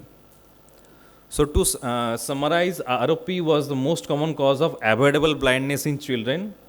Careful management of supplemental O2 therapy, which was covered by our pediatrician colleague, and screening and timely referral, which Asim sir was again and again telling, are key clinical considerations. Stage 3 and beyond of the ROP would require retreatment. So laser is the current treatment standard of the treatment of choice, which is gradually shifting to the anti-VEGF therapy. In the Rainbow study, the treatment success rate was 80%, which was achieved with ranibizumab 0.2 milligram and faster regression in post hoc analysis and lesser cases of high myopia seen in 2 years. So are we going to the era of anti-VEGF treatment for the ROP post laser, as we have shifted from the cryotherapy to the laser? Maybe in the near future we will shift the treatment to laser therapy to anti-VEGF therapy, which is more convenient to practice in different scenarios. So thank you for your patient hearing. Sir. Anti-VEGF injection, how many anti-VEGF injection may be needed for controlling this ROP? Currently only single injection we are giving, but for ranibizumab we can give in 1 month gap, as we are giving other vascular disorders. In one month gap, in 6 month duration, we can give maximum of 3 injections. But usually after 1 injection, we can shift to the laser. We can combine the laser therapy with the injection for nowadays. Both the eyes are affected. If both the eyes are affected, then also in the other sitting we can give the injection, not in a single day, but in the 2-3 days later we can give the injection to the other eye also. In the anti-VEGF era, it surely does reduce the chance of field loss, but what it does is that it prolongs the disease. So what you get ablated within 3 months, you have to look till 1 year of age because recurrences do happen. And because of which anti-VEGF has been restricted to a certain condition, like when the macula is involved, when zone 1 is yet to develop. There we give anti-VEGF to prolong it, to mature the place so that the field loss is less. But having said that, what is your anti-VEGF of choice? By the beat ROP study, actually, bevacizumab is the ideal anti-VEGF till now. But for me, ranibizumab is better, giving better visual outcomes. Shiftada, you also have given a lot of injections. What do you feel is? Because it is a single dose vial, we can give more. I think I agree with Somo, but one very important thing that because I think now we are getting studies on this cognitive outcome for these babies with anti-VEGF therapy. So what the IROP Society also recommends that we give maximum 1 injection because most of the time it recovers very well with 1 injection. Lot of babies recover completely with bevacizumab, but because of off-label usage, we are not using bevacizumab right now, which is Avastin. So ranibizumab, the drug which we use now, usually is being followed up. Usually it needs laser after 6 to 8 weeks. There is very less possibility that 1 injection will not act. So to be on the safer side, 1 injection, develop to the maximum and then do laser so that you probably will not have any fatal outcome for these patients. So 1 injection, ranibizumab, followed by laser. As maximum, you have to delay the period for the maximum period and then plan laser. And one thing we have to keep in mind that VEGF is required not only for the development of the retina. In the premature infants, VEGF is required for the lung development also, for the brain development also. So anti-VEGF having a systemic absorption and different anti-VEGF having different systemic serum half-lives. So we have to keep in mind that the other development will not hamper by the injection. That's why laser is still till now. So it is written in the textbook. Laser is the gold standard of management.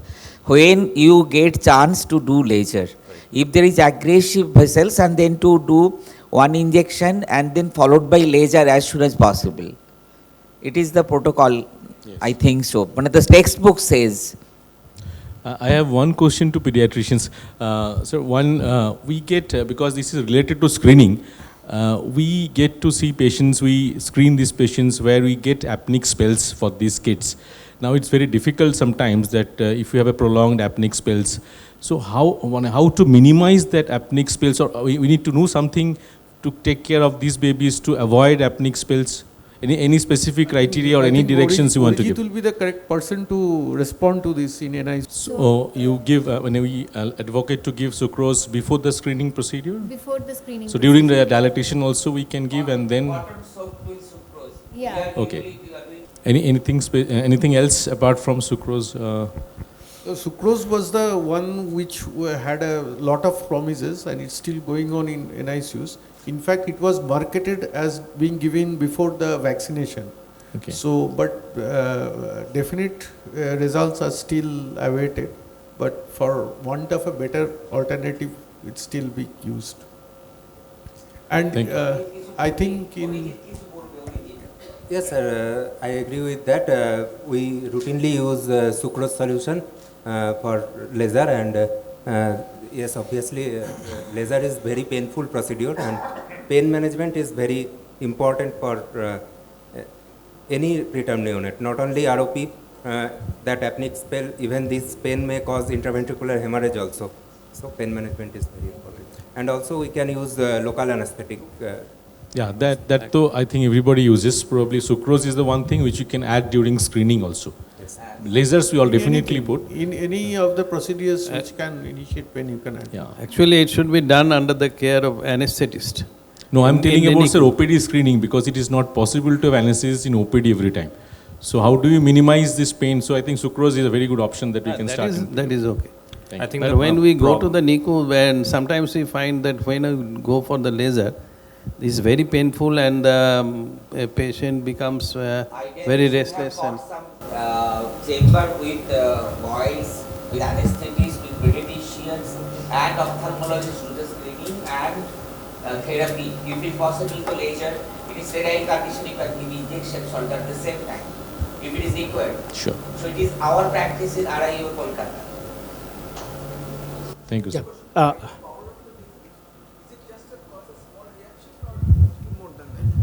It's a moderate burn, moderate and confluent burn to the peripheral retina. So that's how we. After giving anti-VEGF, we often find that the vessels progress to zone 2 mid, so it goes to posterior mid and stops. And again after 1 month I see it's like that only. So if I do laser at what you suggested 6 to 8 weeks, so the laser should start from posterior part just up to the where the vessel stops, or we leave some area and then do the laser further anteriorly? You will answer? So in these cases, if you see the vessels growing normally without any normal dichotomous branching, without any signs of reactivation or plus, we can wait till 44, 48 PMA, post-menstrual age. So beyond that, sometimes it's very difficult to follow up these babies under topical anesthesia. So because we need babies become bigger, so you need general anesthesia a lot of times. But to be on the safer side, around 6 to 8 weeks, is around 44, 46 weeks PMA, you can start giving laser from to the whole avascular retina. And mind that always the nasal part also. If you have a 360-degree avascular retina, you should laser the nasal part to prevent recurrences. Yeah. Shashwat, I was just... the question that he just put up, let us not forget that this entire practice of giving anti-VEGFs has basically changed the classification. It is so important. ICROPS 3 now actually recognizes that there is something called reactivation. Let us not forget that. So even within 48 hours of seeing the child, I have seen reactivation. So from a practical point of view, because we are doing a lot of lasers at our center, I would recommend not to wait for that. 4 to 6 weeks is the most. Don't keep on looking at the periphery, waiting for the line to appear. It is very dramatic in many cases. After the advent of anti-VEGF, this is a very big thing that we are facing day in, day out. So it is pertinent that we follow the protocols and the guidelines, and at the same time, if you keep on screening every week, at a certain point in time, the baby becomes unmanageable. And we really have a problem with lasing a larger baby, whereas smaller children are easier to lase. So don't wait for that long a period of time. It is better to get it done within 4 to 6 weeks. If it is Lucentis that we are talking about, ranibizumab we are talking about, and please don't re-inject. Most of the cases that we get of re-injection, basically they have, I mean, at our center we follow up the children for 6 years after the initial therapy. Multiple cases of CP, autism, and there are other developmental issues that we are facing. So let us go easy on the anti-VEGF on that case, and basically do the laser after 4 to 6 weeks. That is what we think is the best. Yeah. Devanjan, just a quick comment about anti-VEGF. No, I agree with Shashwat, I agree with Shudipta sir, that we should not go beyond one injection right now. At least, especially till we know the safety profile of injections in babies and long-term effects. One injection and a definitive laser, that is all. Laser is a must. You cannot leave a baby without lasering. The baby may not follow up. The baby may come back after 2 years. That's what happens in our country. Yeah. Showman actually change in the trend of doing laser after injection. Say 3 to 4 years earlier, we used to plan the procedure like that. We will do injection, then we will go for laser after 2 weeks or 3 weeks. Now there is more and more of waiting for the normal vascularization of the retina, because it will give you better refractive outcome as well as save the peripheral vision. So what they are saying in the last IROP society meeting, you wait as long as you can, okay. But one thing you have to keep in mind, once the retinal vascularization happen up to the zone 2 anterior, you are safe. Even if the baby is big, you may unlikely to need laser. But the problem is mainly that these avascular retina may continue to have for a very long time. So that is one thing. At certain point of time, you have to take a call. Say after 6 or 8 weeks, there is a ridge formation at the zone 2 posterior.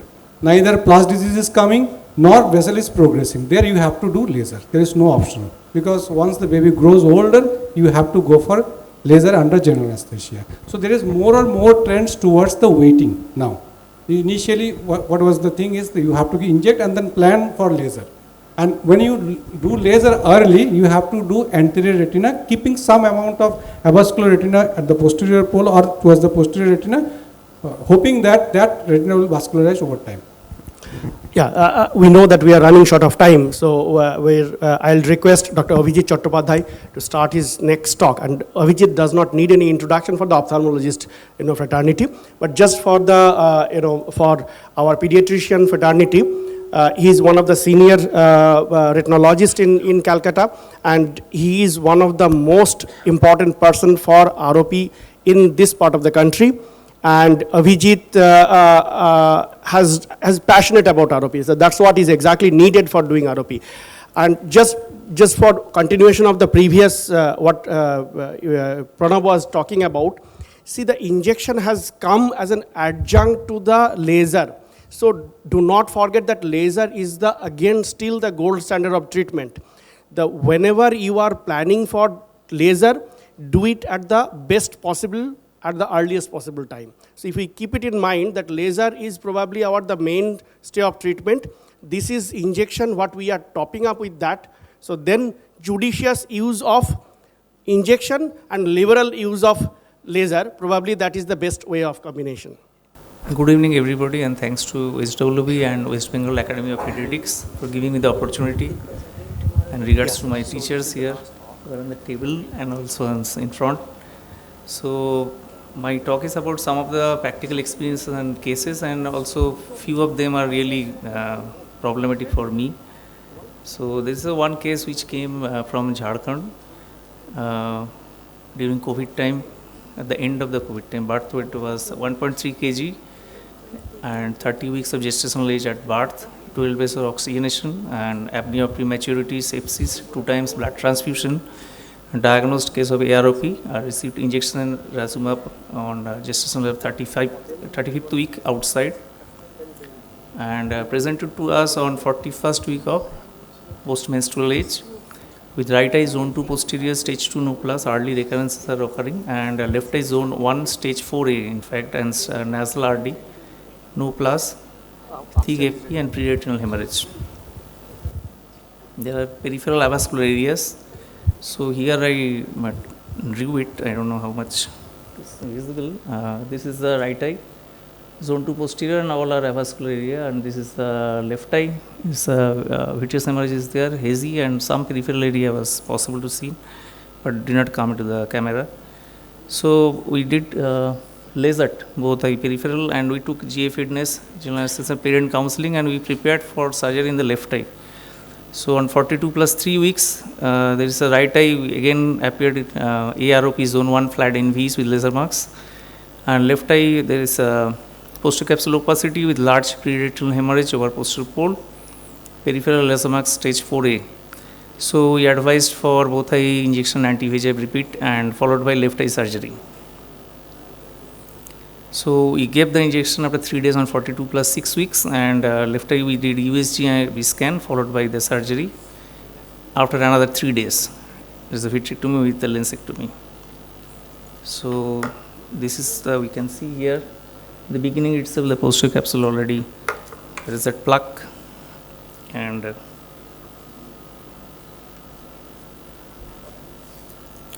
so these cannulas are specifically designed for the ROP surgeries. These are half-size cannulas, smaller, and then we just assess the areas where the posterior capsule, if there is some gap, we may introduce the troca and we may try to separate them, but here it looks like all together. So first we started the vitrectomy. And now we can see that we cannot avoid this area. Means I was trying to save the lens if it is possible, but we can see the posterior pole like that. It's getting lifted up by that time during the surgery, it's reaching the stage 4B in fact, and we can see the hemorrhage area. So we planned for the parsplanal lensectomy with the same sclerotomies. And here we have to be very careful because that was the retina in fact. So, and there is some gap between the pars plana and to that plaque. So that also we have to cut, and from the iris and that posterior capsule, the posterior capsule should be removed completely, otherwise it will always keep traction, and later on after all these surgeries we may go into stage 5. So, and here we have to press it and see, because we cannot give any traction because the chances of dialysis will be there.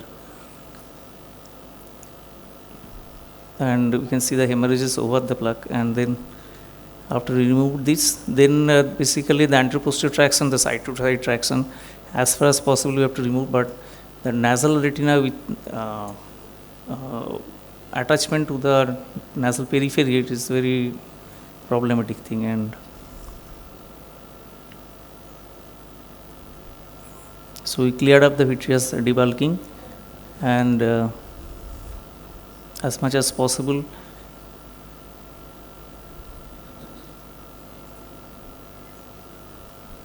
and then over the fibrous proliferation areas also. And here we can see cleaning the periretinal hemorrhages, and vacuuming, basically not going too close to that, and we did the fluid exchange, filling up with the air.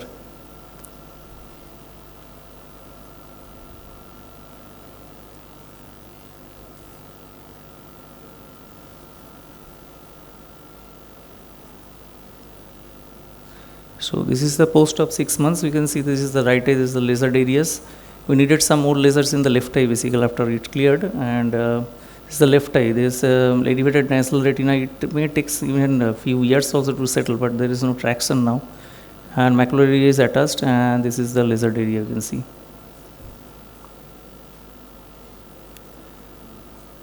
This is another stage 4B case, and here we already lasered injection anti-VEGF 3 days before the surgery. Birth weight was 1150 gram, gestational age 29 weeks, and ventilator for 9 days, maybe was there. And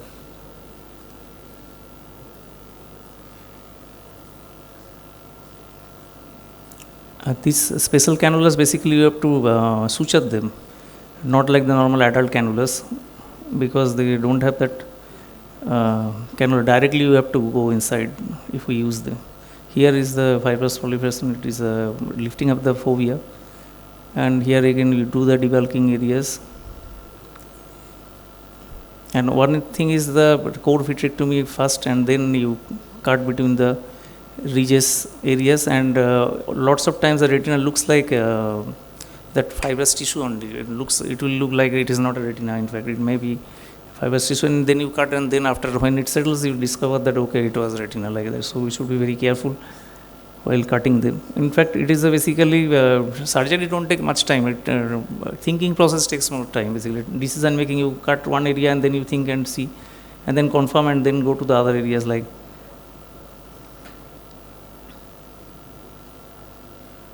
And it's already lasered nicely.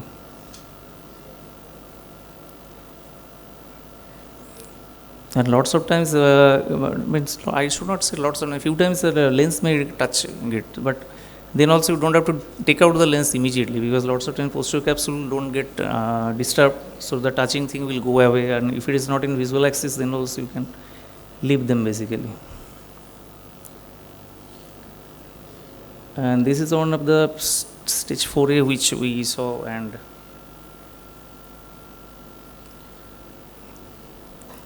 this other eye got stage 5, and this eye is the only eye, and we operated, and she came a few days back, so I took the opportunity to show the eyes also. It's a 29 weekers with 1150 gram, and it is a bad case that time when we saw the. In fact, I was thinking of stage 4B during the surgery. I realized it's stage 4A because the anterior vitreous was getting thickened basically. And I will go fast forward, and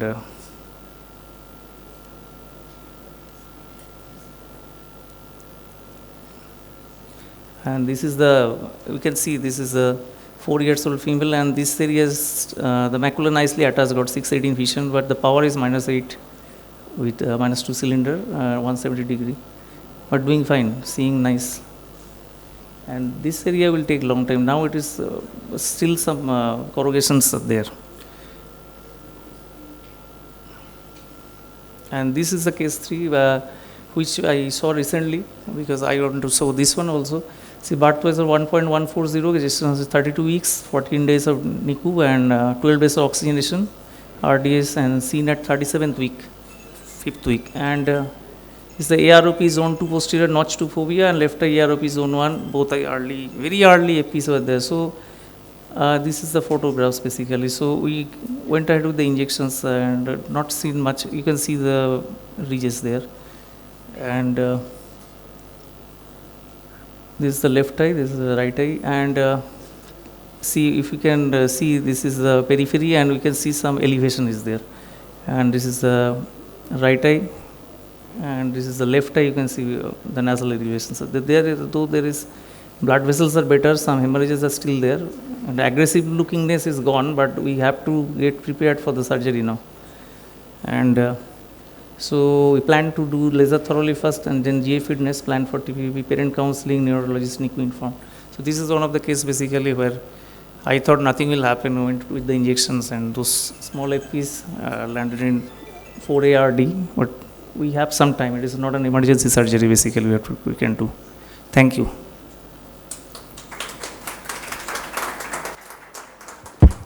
What we call is usually seeing is believing. I think he has shown that exactly this is what we can do, and it is being done and on a regular basis. So I think, Dr. Bhadro, we could answer your, all those queries that some point of time, I'm not sure which year you are referring to, but yes, in today's scenario, this is very, very possible in Calcutta and in West Bengal, rather in different parts of the West Bengal. So this is what we can assure that yes, treatment of ROP is possible in this part of the country, and if we can put our hands together, this is a possible thing where, the tagline, Devashishda was, Do Boond Zindagi Ka, correct? So here we can put a tagline kind of thing, Roshni at 4 weeks. Tees Din Roshni Ke. So that's what exactly we should look for. And any comment?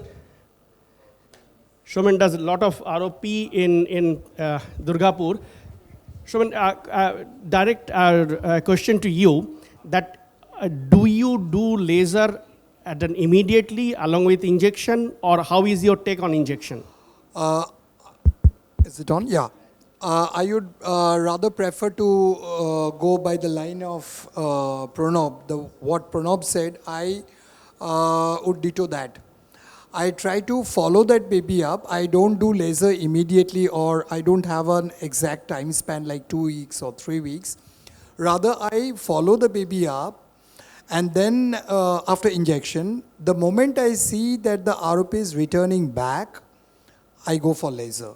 Until and unless, because there must be some time given to the eye for ample vascularization. So the amount of normal vascularization, the eye should be given that opportunity. On the 4th day after injection, and then thereafter once every week. That is my protocol. The moment I see that the ROP is returning back, that is the time when I plan for laser. That might be 2 weeks, sometimes it might be as long as 6 weeks. And contrary to popular belief, I have 2 babies who did not need laser at all. Now, I know this is something very controversial.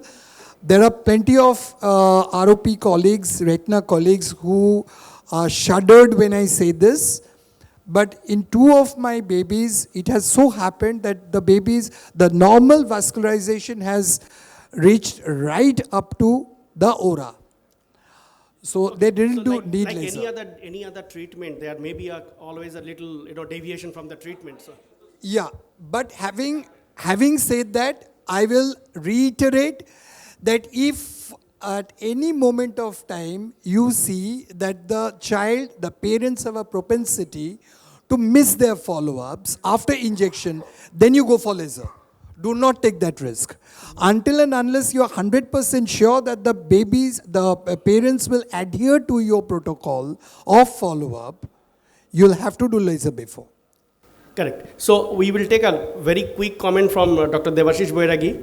He's one of the senior most ROP treater in this city. And after that, 19th floor is calling us for dinner, cocktail dinner. So just be ready after this. Rupak, I just want to make one comment. Recently, I am seeing cases received anti-VEGF, lost to follow-up, and landed up with stage 5 ROP. I am seeing many cases in just few months. So what I mean to say that a strict follow-up following injection is very, very crucial, and we have to do timely laser. True, very true. Rupak, may I just add one comment? So this shows how passionate they are. No, may I just add one comment, just because this is a joint forum where our pediatricians are here and our retinologists are here. I have been thinking of a project for quite some time, but I think now is the time where we can come up with this idea, and it is the onus of responsibility will fall upon OSWB to carry forward, take this idea if they find that it is feasible. We all know what Kid ROP is doing in Karnataka. Can we, from OSWB, replicate a similar kind of ROP screening program as far as tele ROP is concerned in West Bengal? I propose to form a draft where we can have just 4 or 5 Forus machines. We don't even have to invest upon a red cam, which will go around, because there are very few retina persons who are doing ROP right now. Nah, we are actually doing it, and we have the ROP subcommittee. We have already formed for that. We have the retinoblastoma subcommittee in our society. So these are actually taking up, and probably we will win over the situation. So we will not let the child go blind. This is probably the promise from the society. Okay. Our secretary wants to have I can take it. I can assure you, provided you take the lead. I can. No, the infrastructure, the main challenge is the infrastructure, but I think every challenge is basically an opportunity. As Dr. Rupak was saying, you can do it. I will give you the logistic support. Go ahead. I think we can do it. Dr. This is the most important, take-home message from today's CME. Dr. Bhadro, and we'll. Okay, Avijit, a quick comment. Dr. Abhijit, one thing, is the surgery being done only at your center in Kolkata? এই treatment নিয়ে আর আলোচনা করব না, উপরে গিয়ে হবে এরপরে। So we will no 10টা বাজে এরপরে আর no, this is going too late. I think this is the gray zone. We will have a keep on debating for that. We will go up with glasses on hand. So we will have a quick comment from Dr. Bhadro and Dr. Indu. So how do you feel of today's program, how fruitful it is, and do you think that we can collaborate and in future we can have a better outcome? I think in all our conferences I would like to have an ophthalmologist there speaking on retinopathy and retinopathy of prematurity and retinoblastoma. We are very much, IAP is very much, and NNF also, they are very much concerned about what we now call as oxygen audit. Oxygen is both a friend and a foe, and the use of oxygen, use of our sophisticated machines which can now ensure the survival of even 800 gram, 600 gram babies, even premature, but it will lead to a more responsibility on your part because of this retinopathy of prematurity issues. So in the future, I think, as our NICU develops, as the SNCU has been developed all over West Bengal, the care in neonatal care is coming up, the salvage is improving, but I think ROP will be the future where I think you can make a real dent or make a save lives, save sight, and that's something I think all of you who spoke today, I think that's the future for West Bengal. Thank you. Dr. Indu. Just to share one information that what Dr. Bhadro was telling, I had one baby from Tinsukia. Baby's birth weight was only 490 gram. And that baby is seeing today. So that is the most satisfying outcome what we can have. And I'm sure that even by one leukocoria and white reflex, if you can detect and diagnose later on, if you can see that there is a retinoblastoma, I think rest of the life you will not forget, and then probably we will look for that. So that's what we should looking for.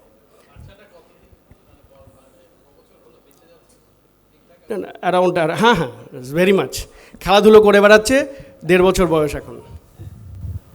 So actually it all depends on how early we identify the risk factors.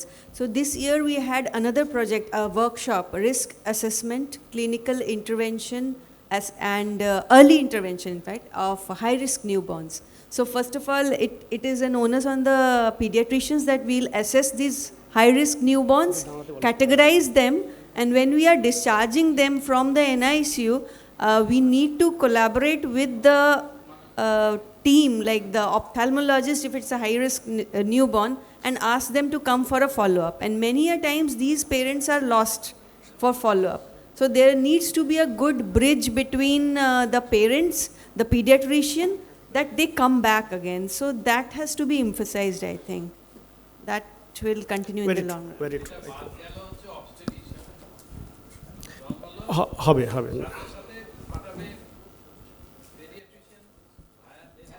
না ওরা তো পাঠায় 1 মাসের মাথায় তো আর ওদের হাতে থাকে না. সো দে আর অলরেডি মানে যখনই এখন সিজারিয়ান হয় তার সাথে সাথে একজন neonatologist is always stand by. So that is not an so hand holding is there from obstetrician to the neonatologist and from neonatologist to us. So this is how the chain should be. But we still need more awareness in the pediatricians in the remotest areas. I do agree with that. I do agree with that. Otherwise, the stage 5 ROP would not have come to our society.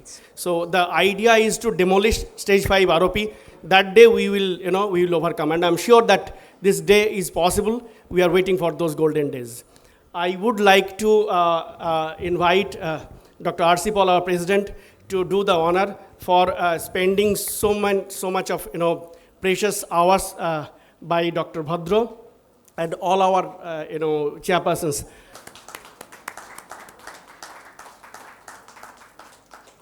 Professor Ashim Ghosh. No, but still honor when you have teacher of teachers. And Dr. P.N. Vishwa, she was teacher of teachers. No. Actually, he is one of the inspiration that way back in almost near about 15-20 years back, at midnight, he used to go for ROP checkup. So again, that passion is most important. So we will. We'll have a photo. We'll have the common photograph. I'll request Dr. Indu to please be here. She needs a big round of applause. Otherwise, this is. Thank you. And Dr. Avijit, our pillar for ROP.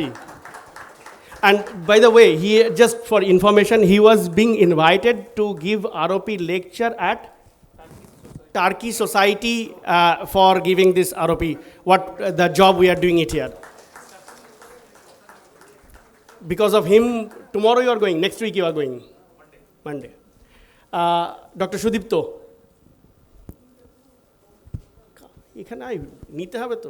And this is just, if you can open it up, this is a Gitanjali, and this is a true copy of the, Tagore's রবীন্দ্রনাথের হাতে লেখা সেটার একটা true copy করে Gitanjali. This is actually brought from Shantiniketan. This is not available in Kolkata. This is only শান্তিনিকেতনের ওই সোনাঝুরির ওই স্টোরটাতেই শুধু পাওয়া যায়. So we just brought it for, we thought that this is could be the best gift for that. And I'll request Shashwat, please be on Debanjan. Showman. Pranab.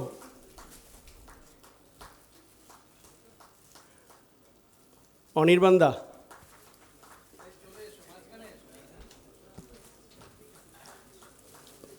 Kulpita. Shomabho. If anybody I am missing, Debmanlo.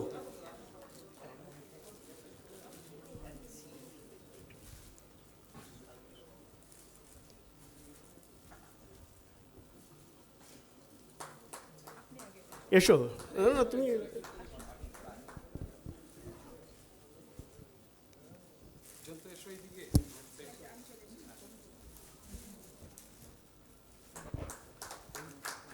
নাম লেখা আছে, change হয়ে গেলে পরে change করে নিবি, তার কি আছে।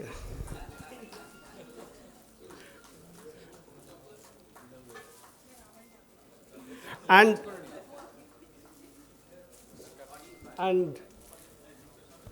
none other than Anirban Da, he is the leading person, leading force for retinoblastoma.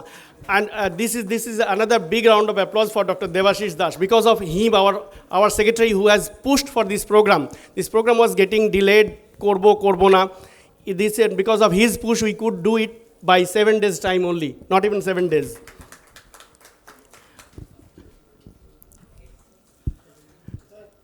Thank you so much for joining us today's evening, and we are really honored to have you here.